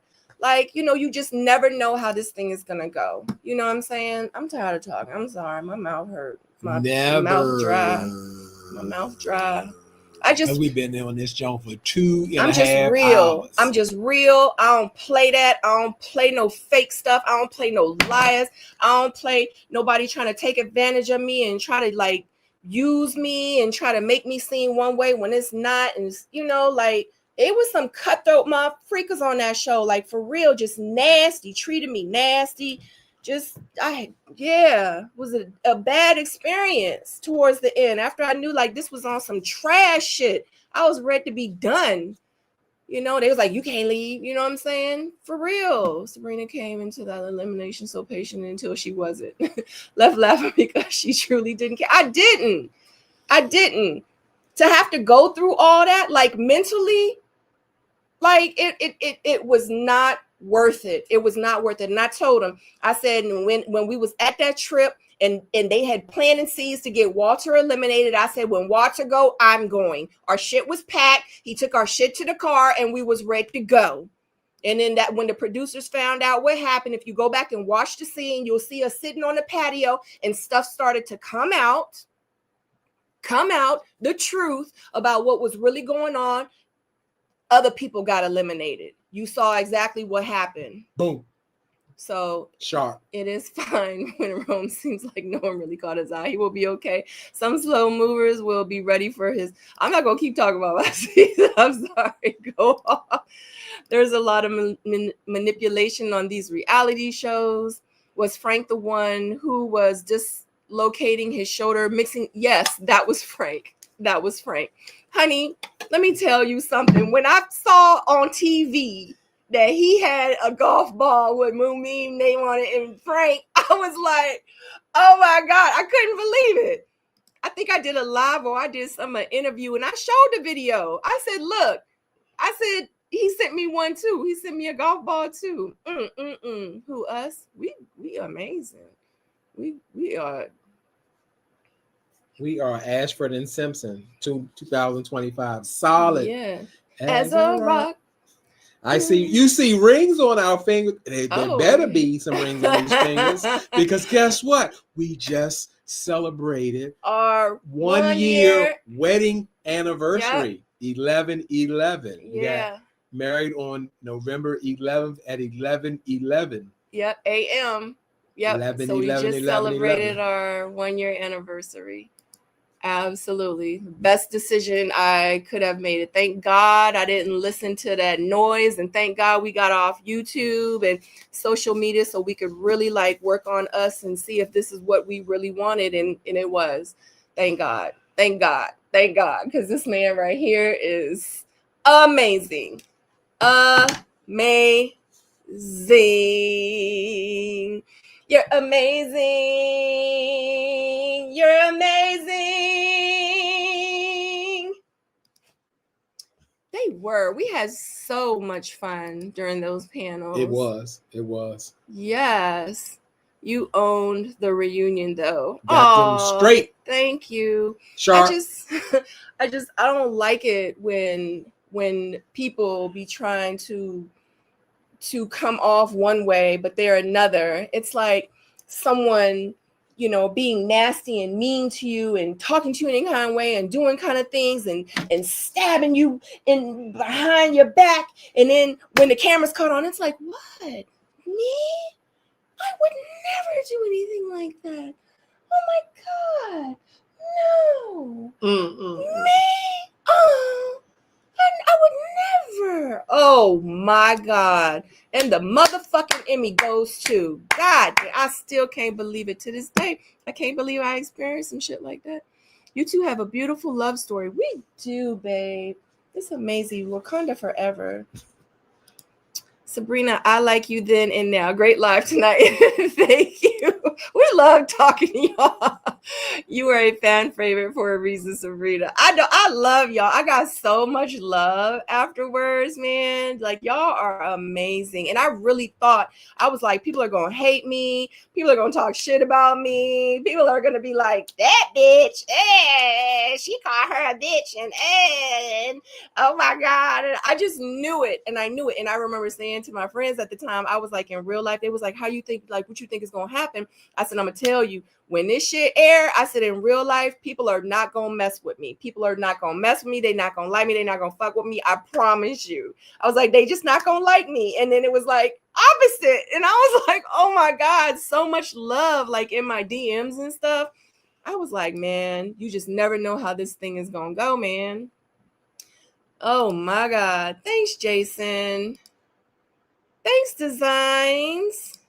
Sabrina wanted to literally jag someone. Let me tell you something. I had my Jordans and everything. I was like, when I need to take my heels off, I was like, because I'm not going to just, y'all already know, like I talked about my journey about being bullied and stuff like that in school. I'm just not going to allow people to just talk to me and carry me and treat me like shit and trash in my face and then act like they didn't do nothing. You know what I'm saying? I'm not going to let it happen. No, yes, I will drag you at my big age. I am too old for that. My arthritis might flare up and everything. But I promise you, if you come into my space and if you start doing that crazy stuff, yeah, like it's about to, yeah, it's not.